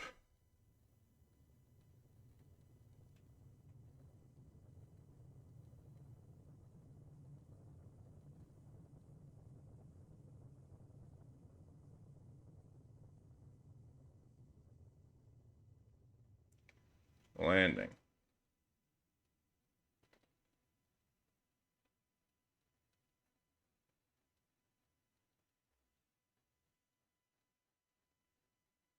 But yeah, my speed is barely going down. This is not good.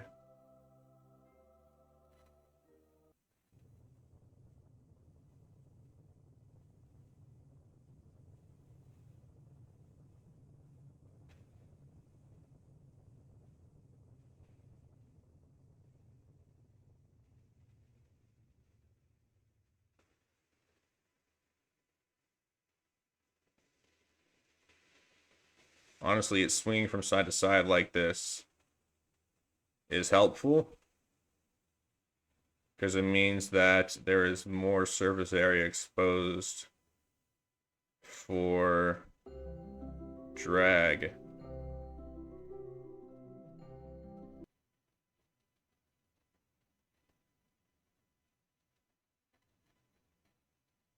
Um,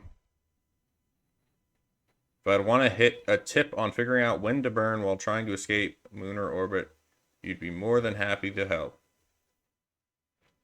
I will take it.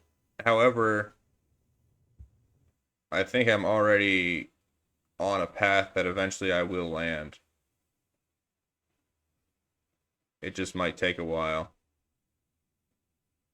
So for this run or not run, this mission, I'm probably not going to use it. But for the next, I am willing to take it.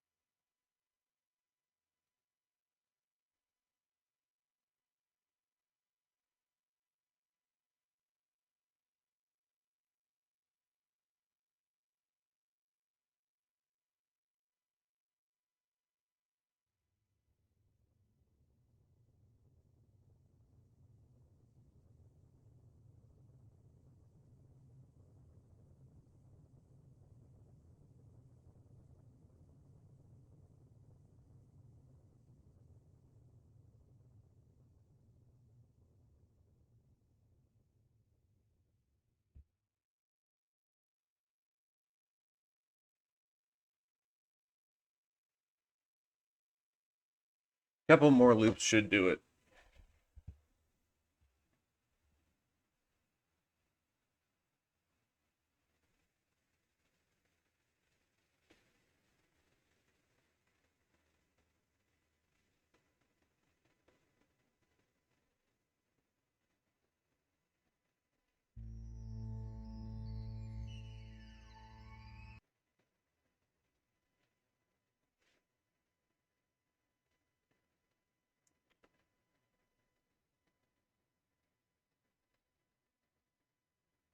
When you are orbiting the Mun, your orbit around Kerbin is essentially the Mun's orbit. Yeah.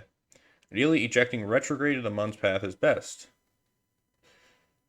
Yeah, that's what I ended up doing for the last one, and it definitely worked better. Um, than when I was burning toward Kerbin. Well, I was never burning toward Kerbin. I was burning in a way that the path would go toward Kerbin. If that makes sense. Because the path gets further away on the opposite side of the body that you're burning from. It seems like this might actually be the one that I get under. I think it will be. I think this is the one that I land. Maybe not, actually. I might go like into too high for it to really keep slowing me down, but I'm not leaving the atmosphere again.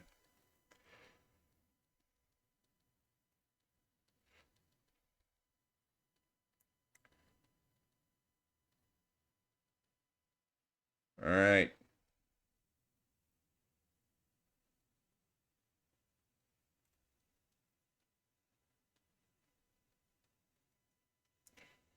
Unfortunately, oh, I can actually save here, so I might as well, just in case something stupid happens.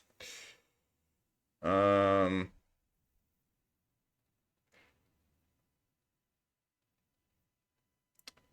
but I'm about to encounter max reentry heating.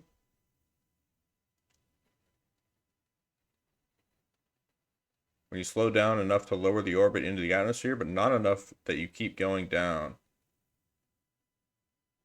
Yeah, it's kind of like one final hurrah.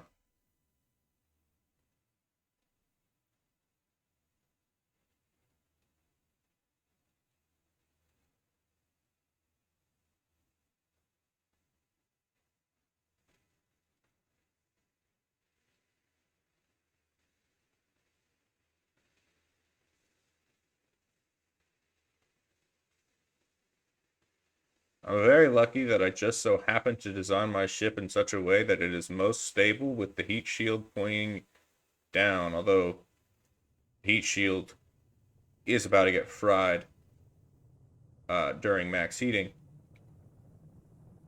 which is typically considered suboptimal, but I think it'll be fine.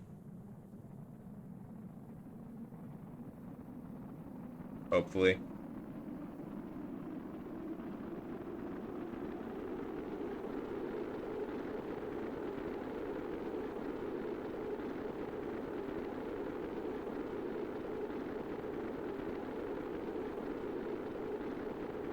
Actually, nothing seems to be happening after that, which is strange.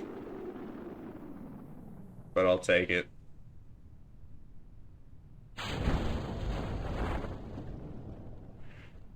Drogue chute deployed, and then main chutes deployed. And Jeb, after 6 days in orbit and on the Mun, will be splashing down, bringing with him a lot of yummy, yummy science that will hopefully make a min-miss mission possible. Although I think it already is possible, but easier at least. I can go ahead and cut the drogue chute now.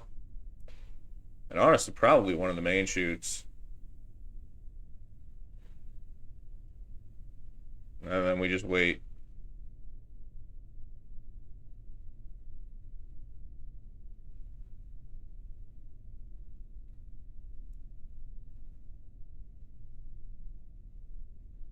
It's a bit hard to tell that I'm even going down other than the meter counting down at the top, just because the ocean is, well, the ocean.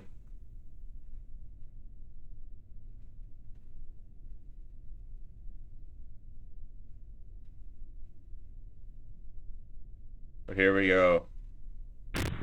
Splash down. How much science did I get from this, huh? 757 science. That is quite good. And quite a lot of reputation, which is also good because I just failed every mission that I didn't accept. Alright.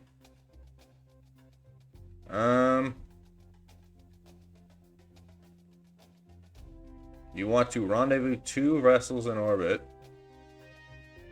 of Kerbal. Well, this is very funny because this is after the requirement of rendezvousing 2 vessels about the Mun. So I don't know why they did that.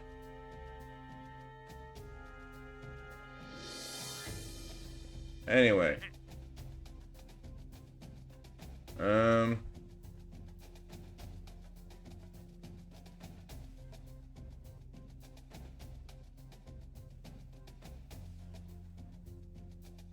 I think I could do the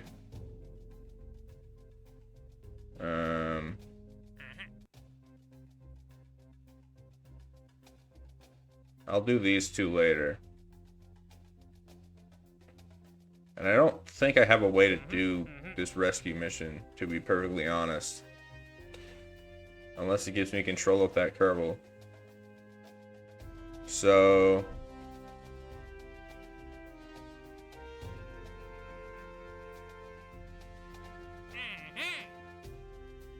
Um...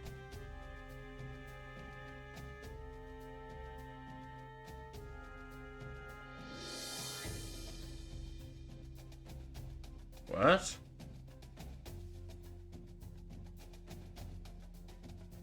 Yes, I would like to know if you can control that Kerbal, because that is very important to the mission.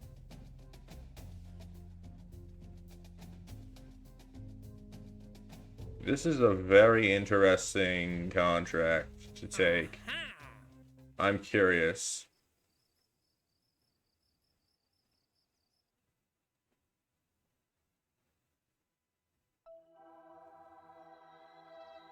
Let's take control of it. You can switch to their craft and control them? Very good.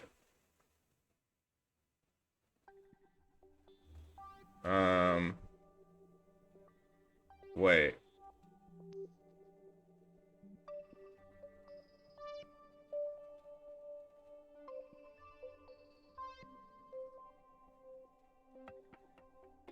Okay.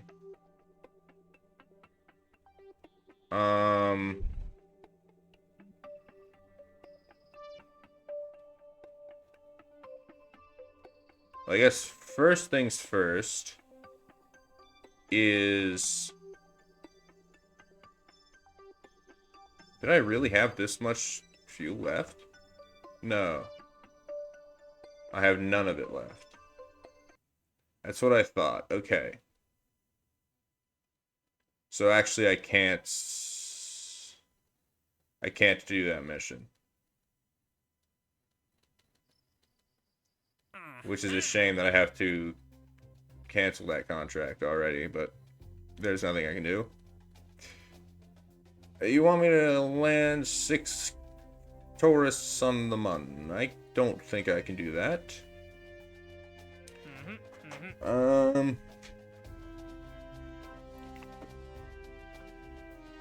I suppose that I could position a satellite. And this is going to be the last contract that I do for the day, probably.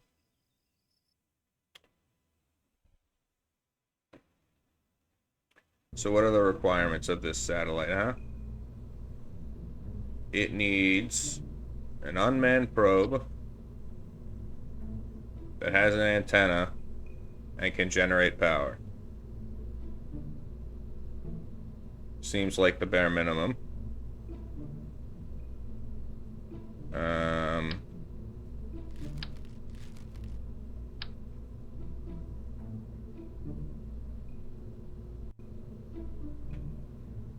Let's get some batteries on it.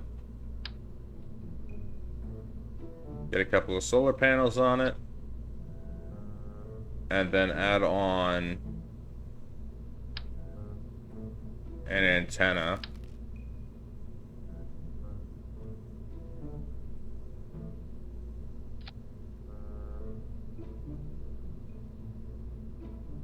Like so.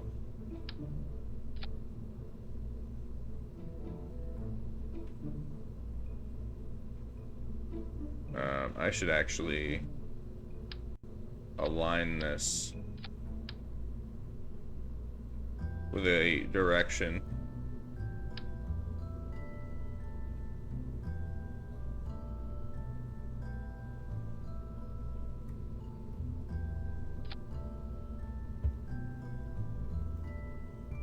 And then what else do you need?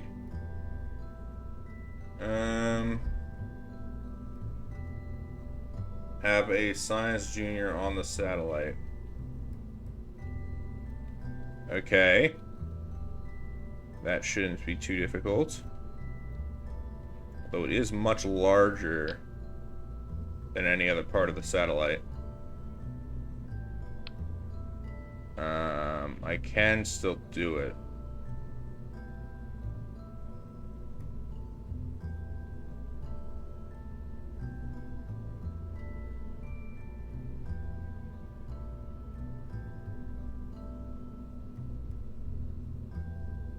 Oh, that's interesting. I might take that up with me on the next mission.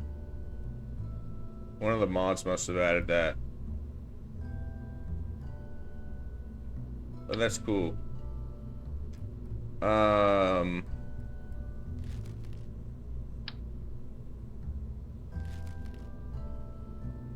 Shame that I don't have any smaller parts.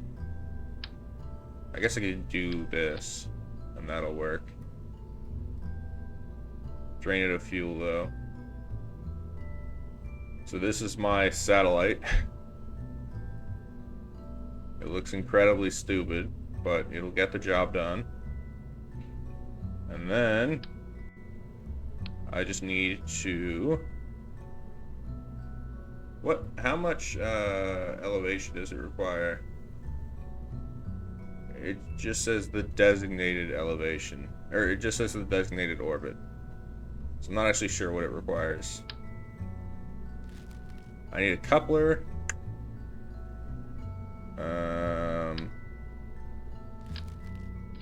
Like so. And a shroud. Or a fairing.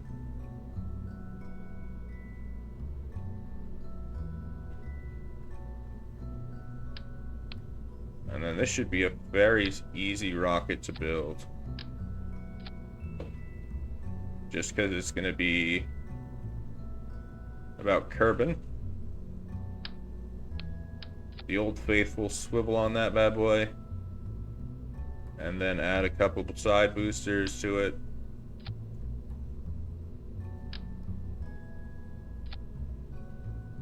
That's not the right one. What is this? I don't remember getting this.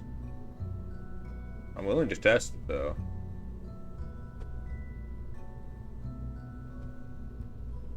I don't know, it seems interesting. Yep, this is going to be the Kerbal probe. For who? Doesn't say. Well, let's give it a launch and see what kind of orbit you expect out of this.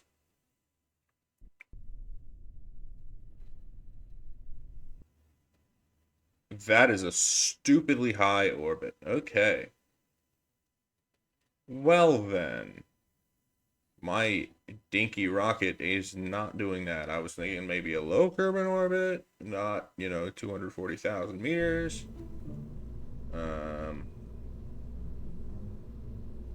Or actually, I think that was kilometers, not even meters. So instead of this, what's actually going to happen is I'm going to put on a heptate engine and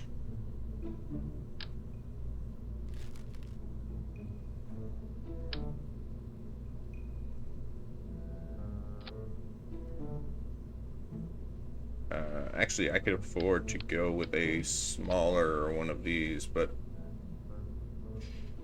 I'm going to keep it for the structural piece.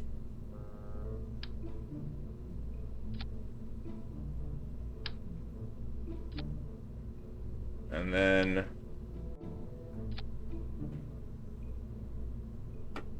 this is going to be my probe. And we will see if this works.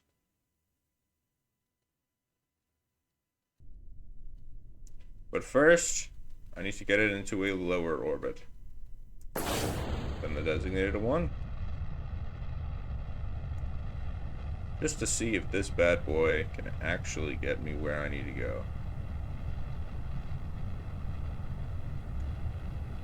And I kind of doubt it, because I did strap on like the least powerful engine that fits on the 1.25 meter parts.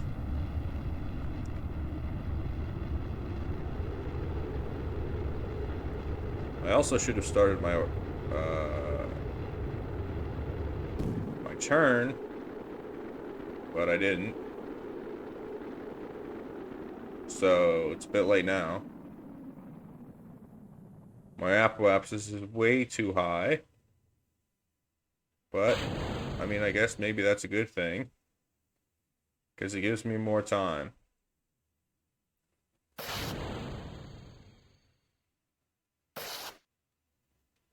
Okay.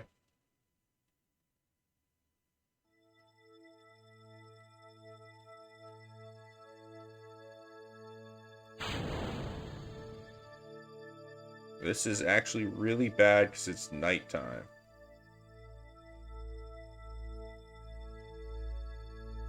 So I might lose power. Especially since these fuel tanks require power.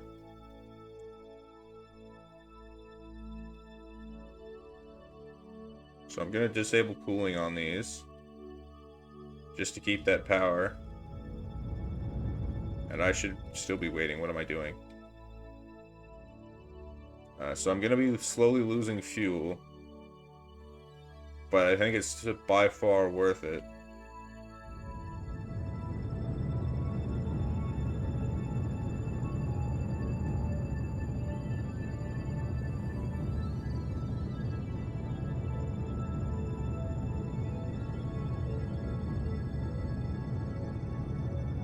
This wants me to actually go beyond the Mun. But that should not be that difficult. Well, actually, I only put one antenna on it. So it might be that difficult. Let's go ahead and extend that antenna.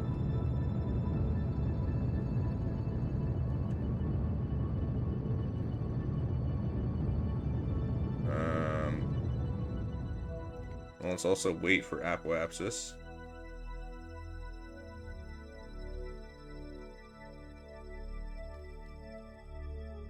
And keep burning.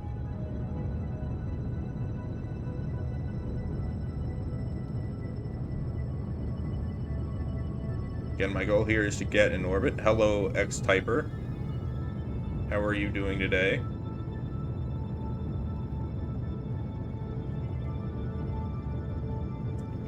Currently working on a mission to get a satellite onto this orange orbit here. And I don't think I'm going to be able to make it. But I don't know, I might cut it close and make it still.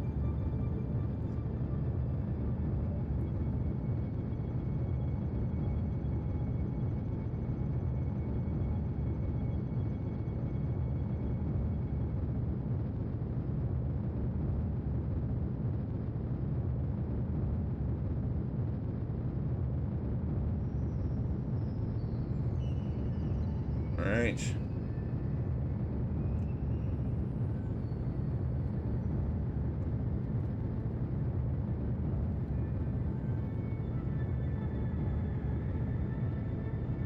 Let's raise this apoapsis and see how close I can get it. Am I starting career mode just now? No, I have spent a few hours on this.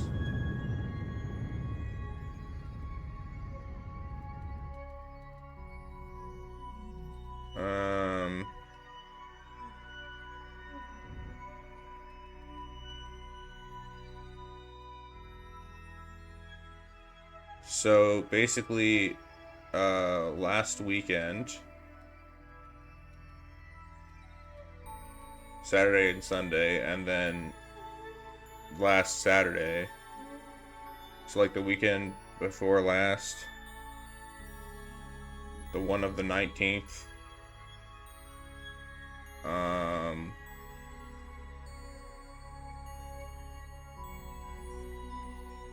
started it. And then, yes, this is career mode. I have already landed on the Mun. That's what I did today, earlier. But I have not gone beyond that. And I have made a crucial error. Because I did not re-enable cooling, but whatever. I should still be fine. If I would have been before.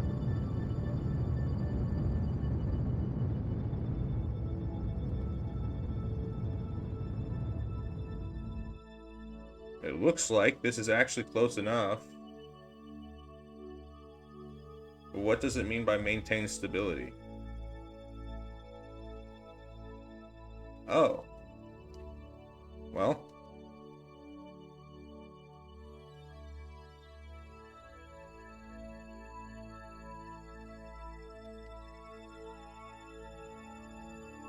What are the golden balls? Those are modded parts. They're hydrogen tanks. I'm using a hydrogen engine here.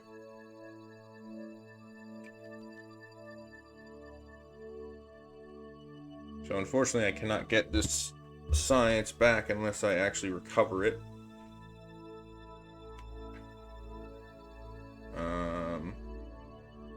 Because I guess the last time I got it, it was transmitted back. But I still got the contract done, which was my main goal there. And I don't know. Does anybody want a ferry not around the mun?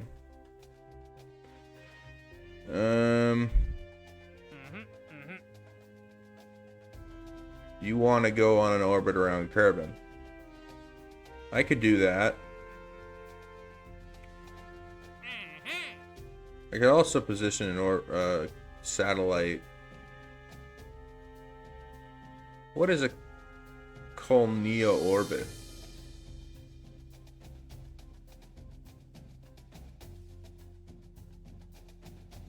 To test out some of our more advanced theories, we need more debris in low orbit.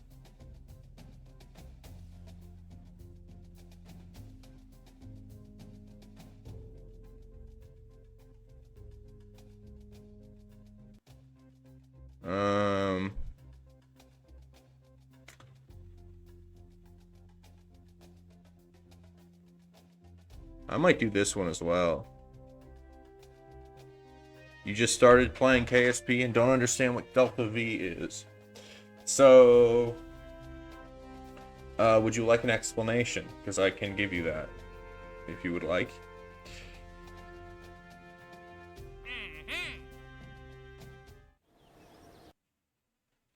Did not mean to enter the tracking station there.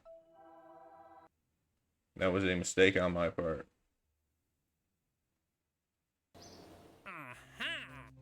I want to go to the R&D.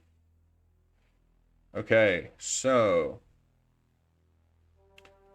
definitely want to get more fuel tanks and engines, I think. So I might just take all of these.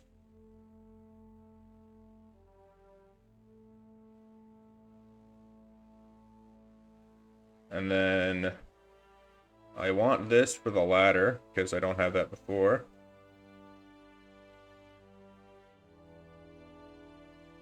And then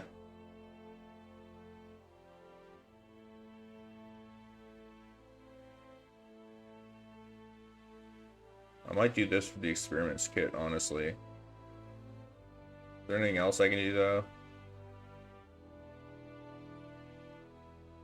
These would be useful.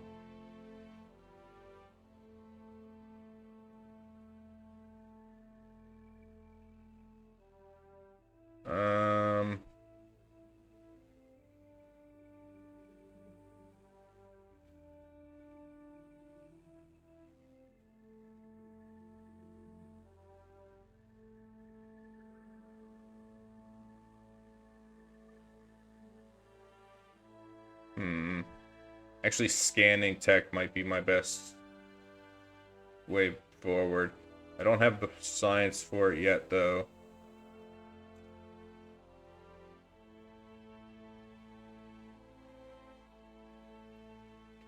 These give me monopropellant tanks and such, so I'll do that. And then...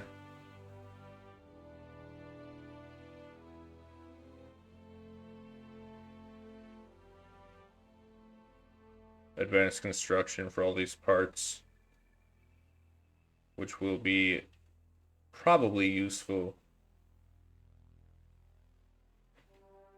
at some point in the future. And then I'll just do this because I'll need it for this later.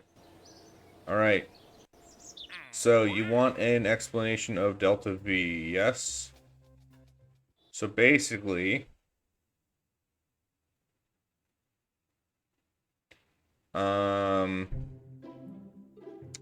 V stands for velocity.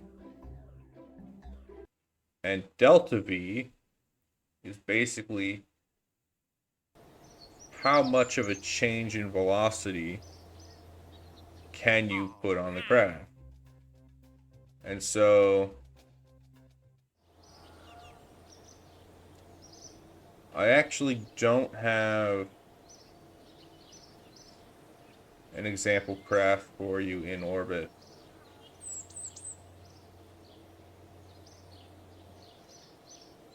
But basically, delta V is in the absence of any other bodies that can exert gravitational pull and such. If you have 100 delta V and you burn all of your fuel, or if you have 100 delta V worth of fuel and burn all of your fuel, you will be moving 100 meters per second faster.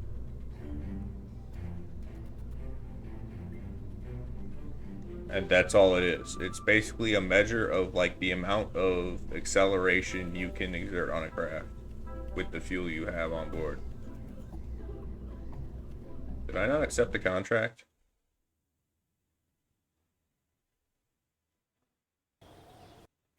That was also the wrong building. What am I doing? I'm clicking all the wrong buttons here.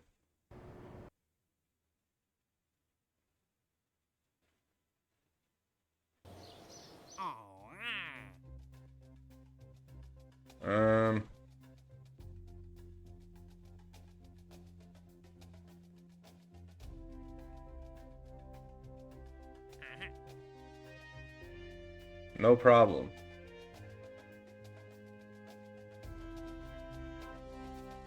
You want to go into an orbit around Kerbal, and somebody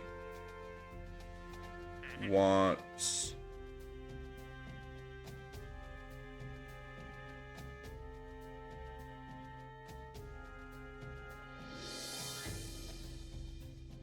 another satellite in orbit of Kerbal,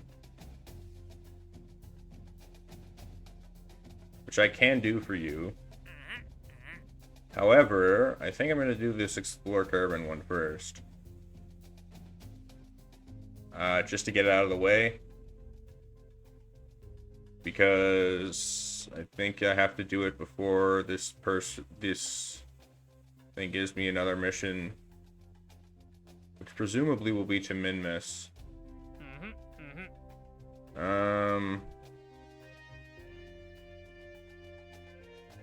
So let's take it. And then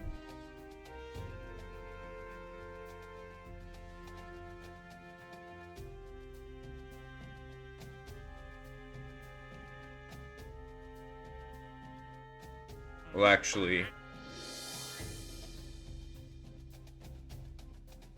I can't really. Actually, if I do the one to rescue the Kerbal, do I still have it?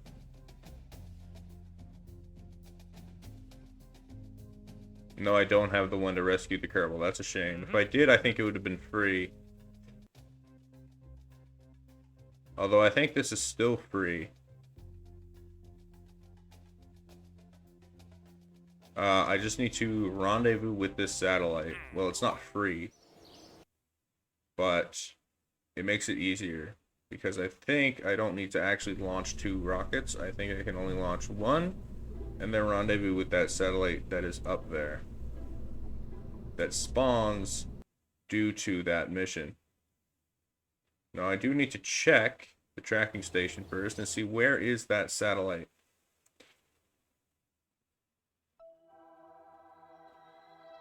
It appears to be in a fairly manageable orbit.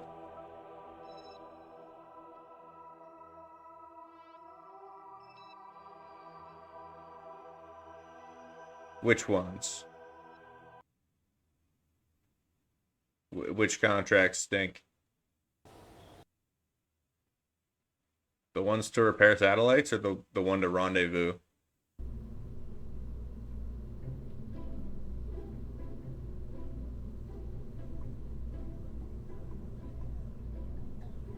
Yeah, those ones are awful. I don't take those. The ones to fly to a specific point, because it's not even that you need a plane there. It's like sometimes the elevation is super high and you need like a spacecraft for it.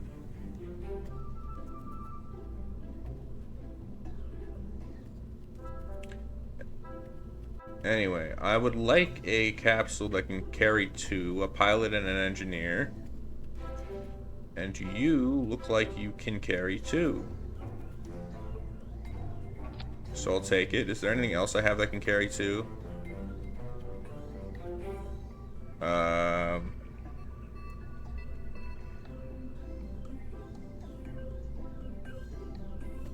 It doesn't count what?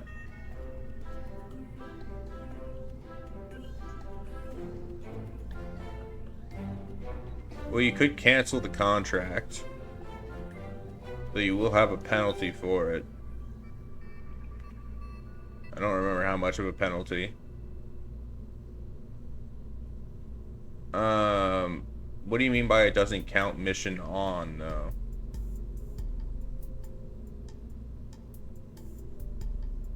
I could actually go for the P for this. Actually, do you have an exit? I don't think you do. I don't think you have a hatch, do you?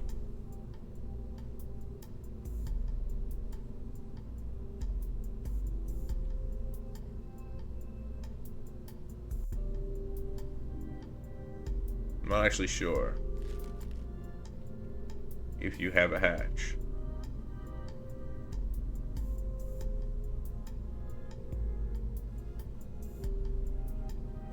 Whatever, I'll just use this one. It is an unfortunate size, but I can make it work.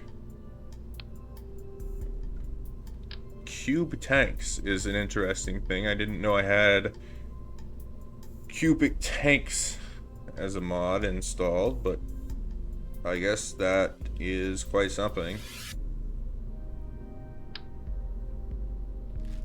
In real life, you will not find cubic tanks because they are... I did not mean to pin that message.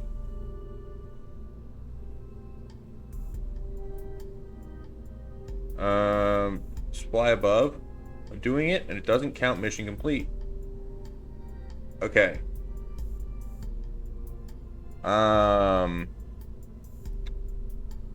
So it might have a... If you go to... I'm just gonna launch here just to show you what I'm looking at.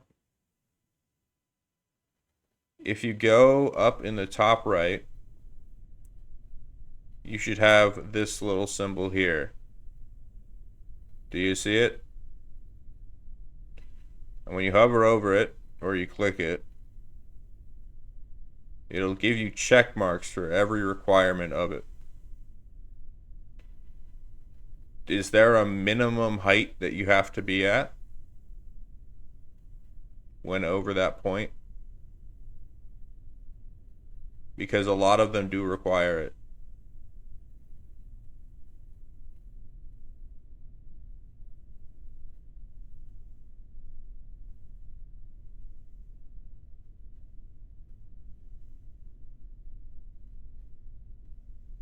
Did not mean to do Where is flight engineer and where do I turn it off? Here it is. Nope. There it is.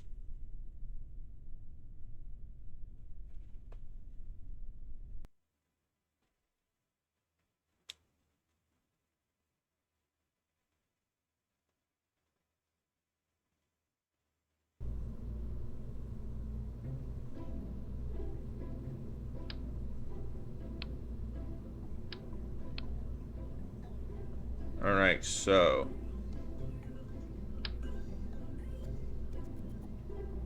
no,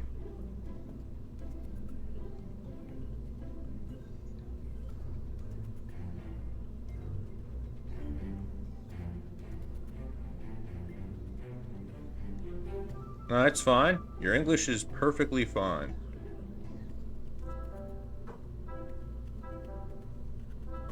I want a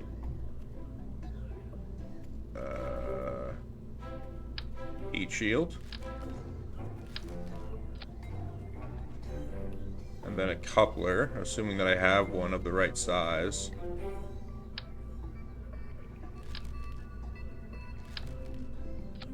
You are the correct size, that's good.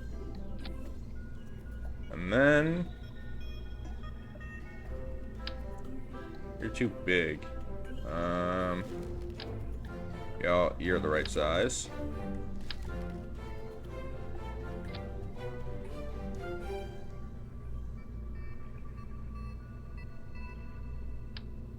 I don't think I need a tank that big, though, if I'm going to use hydrogen. And oxidizer. Which is what I will be doing. I'm carrying 440 oxidizer on this. Which was almost enough for a full return journey.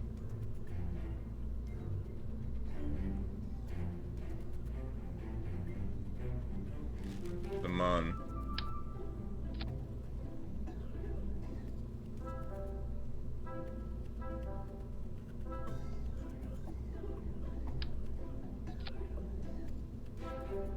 So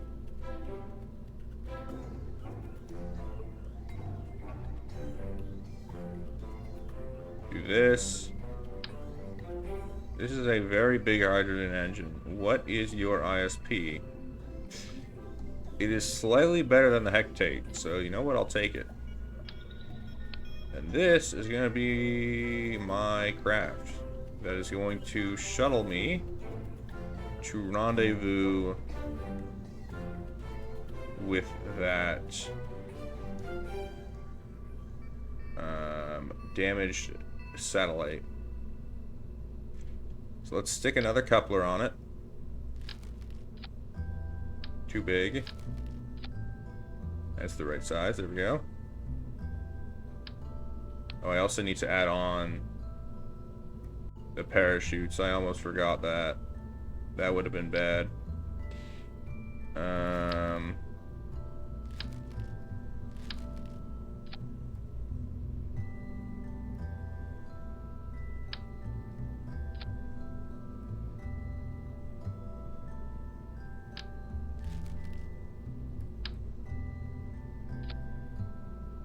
I don't think that actually works.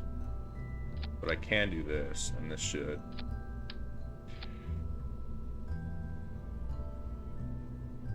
Alright. This is going to be my engineering vehicle.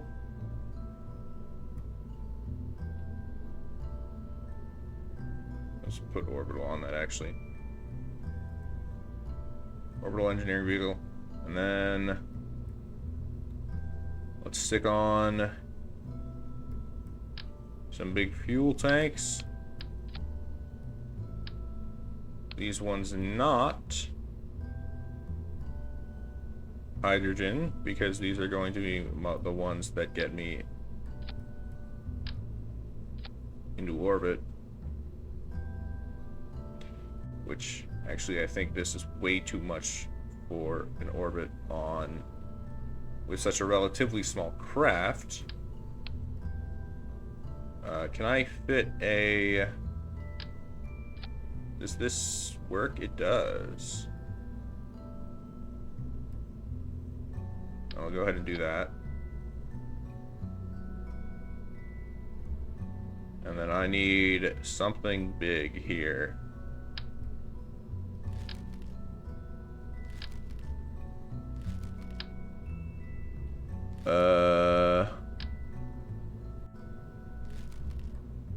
And by something big, I mean something that fits in the weird sized part. Took a contract to take tourists near the sun and then return to Kerbin. You had to go so low that any craft burns up. That's actually really funny. And also sounds like something that some stupid tourist would try to do. Do I really not have any of the right size? I have this. I think that's my only one of the right size. So it's gonna have to be the one that I put on.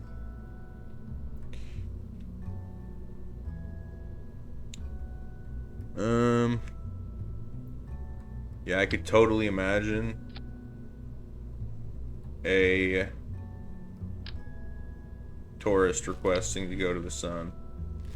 I mean, heck, North Korea has landed on the sun. That's what they said.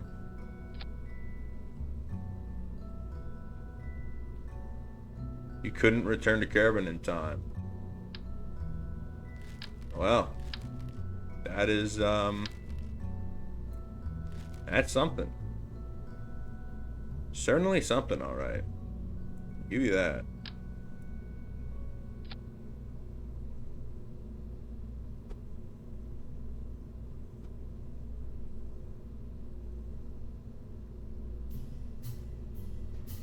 I have no idea what else to say to you about that. Seems like an oversight. Was this a modded game or was it...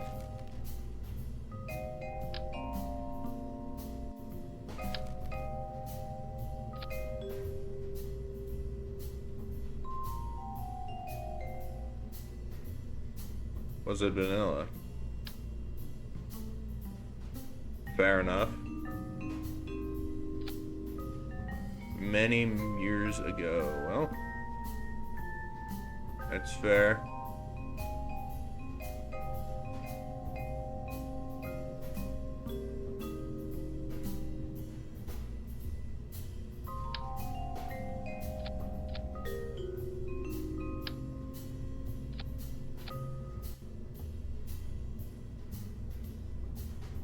Let's go ahead and launch and see how this goes.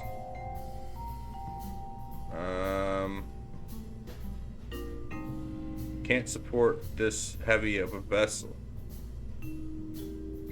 I should have expected that. How far over am I, though? Does it say?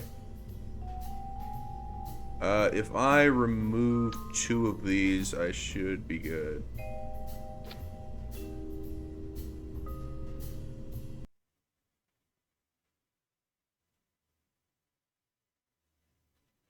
Orange gear at the bottom. Thank you. I will remember that for the future. When I inevitably don't make orbit with this.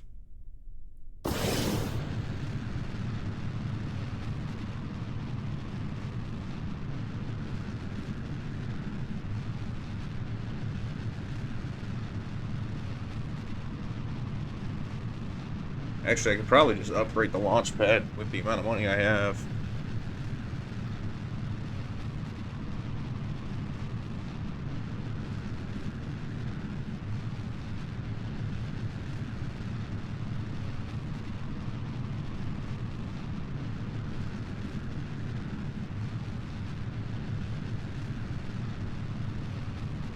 Begin my turn.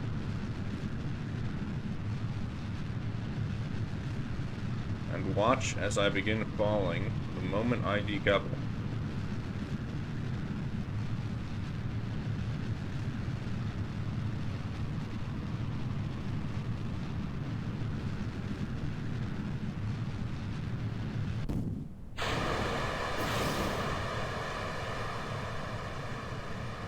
hell? Am I really this unstable?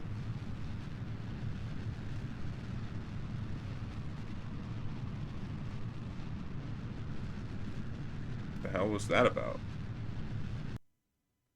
Whatever. Let's see if I can afford a third side booster. Wait. Oh, easily, I think.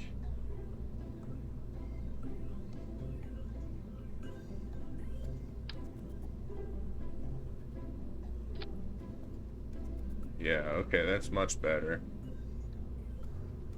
Don't know what that was about, though, but I will add a couple of pins. And hope they make it better.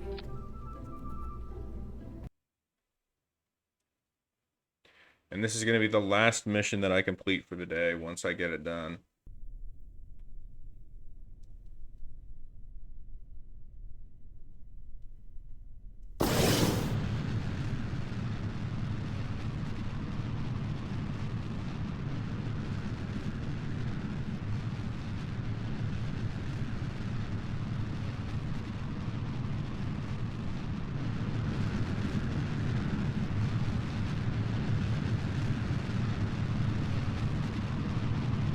Why does it want me to not be tilted the right way? This is weird.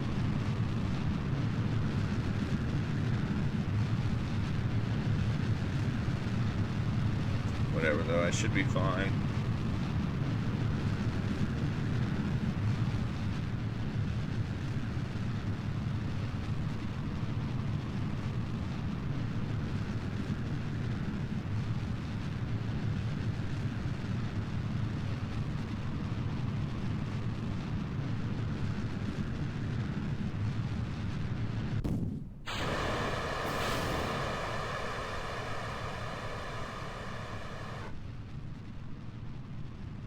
Alright. Let's see if I can make orbit with this.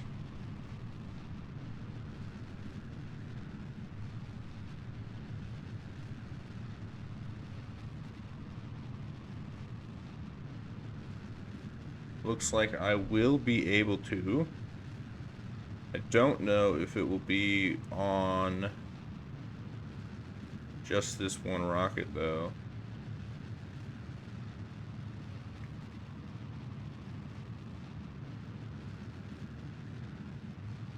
Or rather, just this stage. But I will be getting into space on this stage, at least. I don't know if I'll be able to do the orbital insertion burn.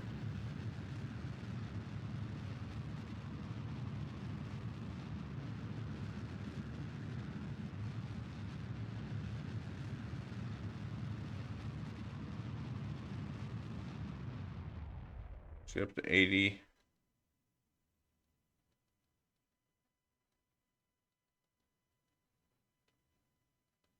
And realize that I forgot the solar panels, which is not good.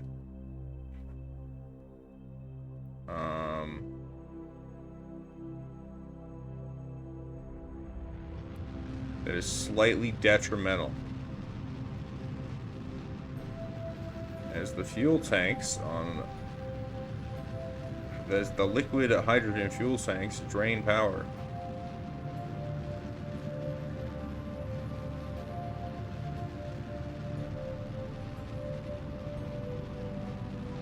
So the only way that the batteries can recharge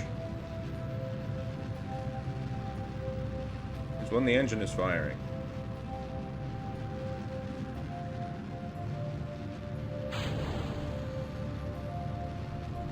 Although it looks to be working just fine at the moment. We shall see if that affects things later. Looks like I will be making orbit.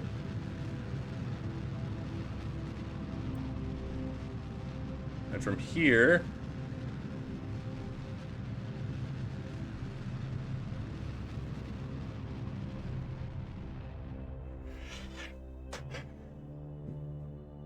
I need to correct my angle. So if we time warp to when I am at the descending node and accidentally pass it because I'm an idiot, and so we instead time warp to the ascending node,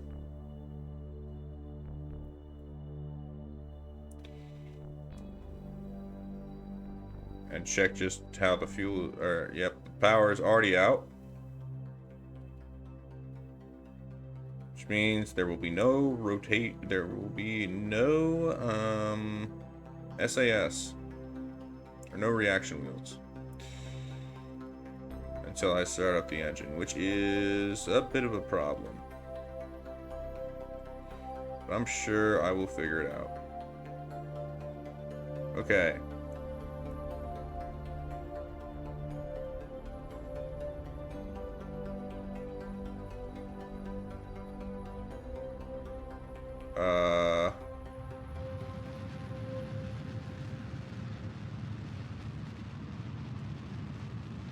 Why does it have it listed?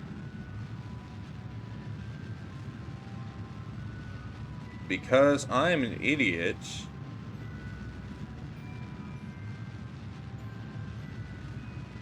And seem to have launched the wrong way?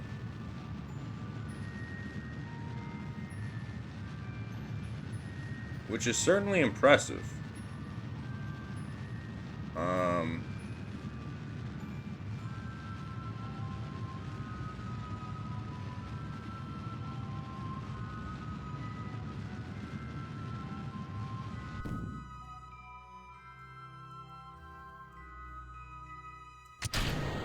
A mistake everyone has made? I mean, yeah, but I'm pretty sure I just saw it the other way around. Like, I'm pretty sure I just saw it as being correct.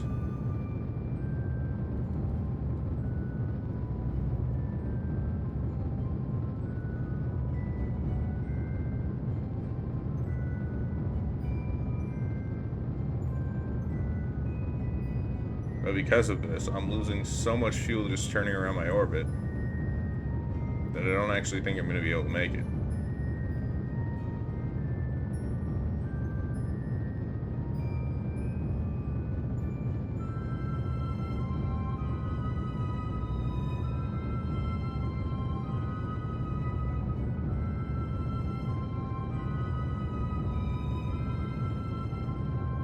Yeah, I'm not. Okay. Well, at least I know not to do that again. So I need to launch the other way then, I guess. Okay.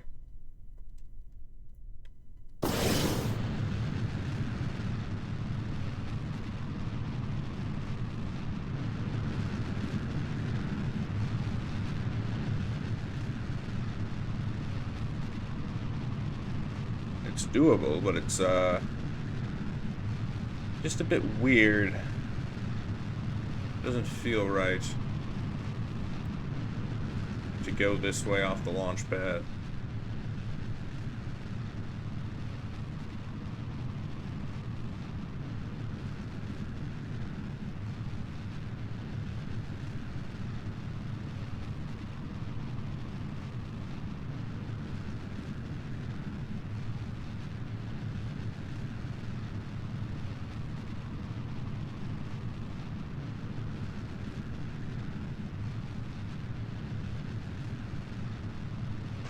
And I suppose it is better than wasting all of my fuel turning around while in space.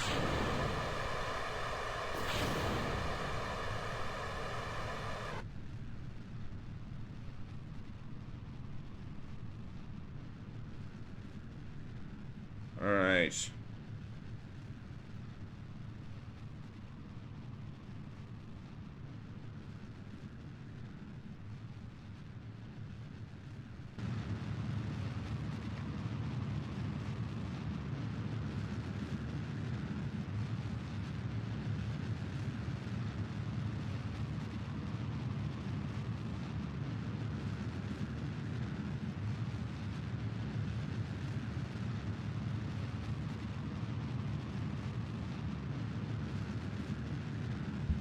Wait until the apoapsis is in space.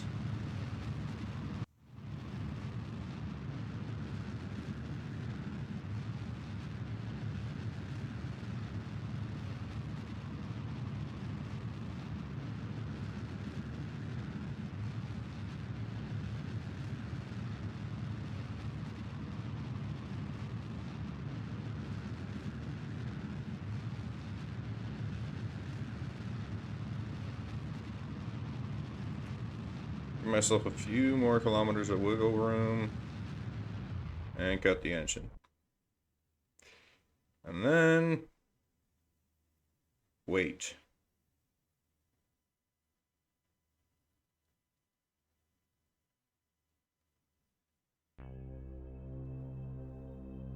And throttle up again.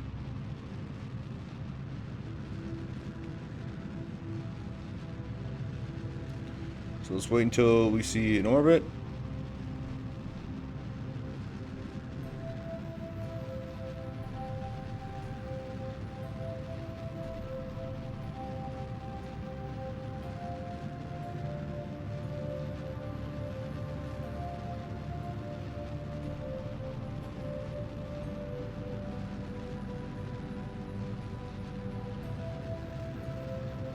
There goes by a piece of junk at a surprisingly close distance.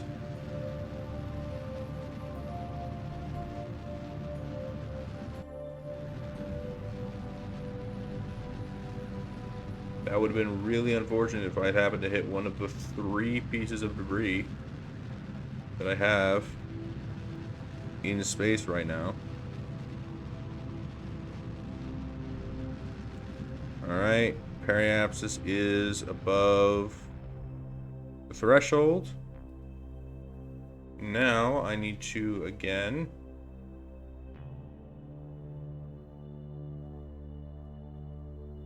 this time though I'm actually going to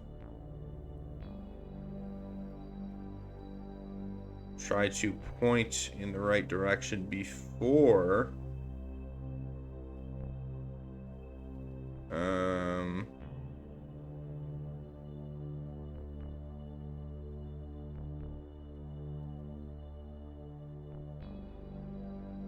time warping, so that I'm already pointed in the right direction when I'm already out of battery, because I should have and did not add solar panels. And so I still do not have battery, which will make performing this rendezvous absolutely awful.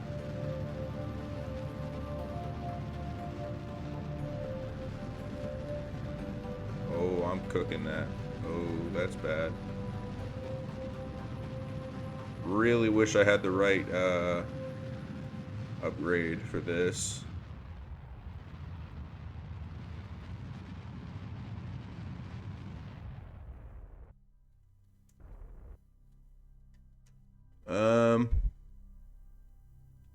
I mean, it's close. I think I should...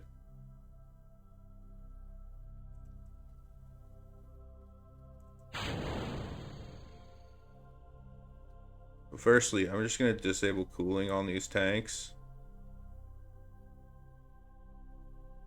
just so that it doesn't drain my battery. And so I actually have a chance of making this work.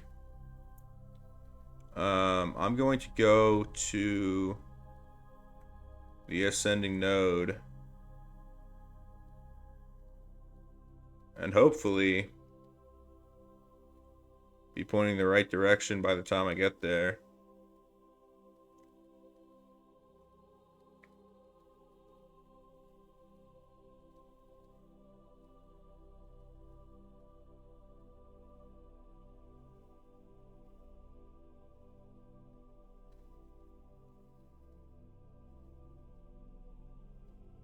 Okay, looks good.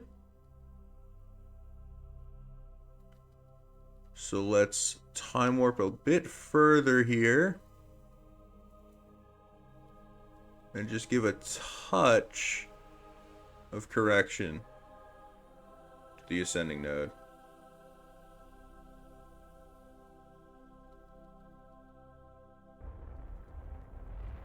Uh-oh. I made a grave error. So here's what's going to happen. I'm not going to change my angle. And instead, I'm just going to time warp to the other side of the planet and try that again.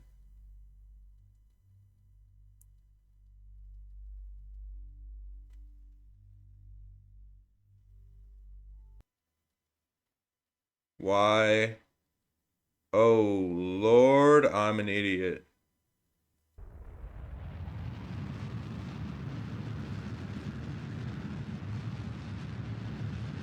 I was in the atmosphere.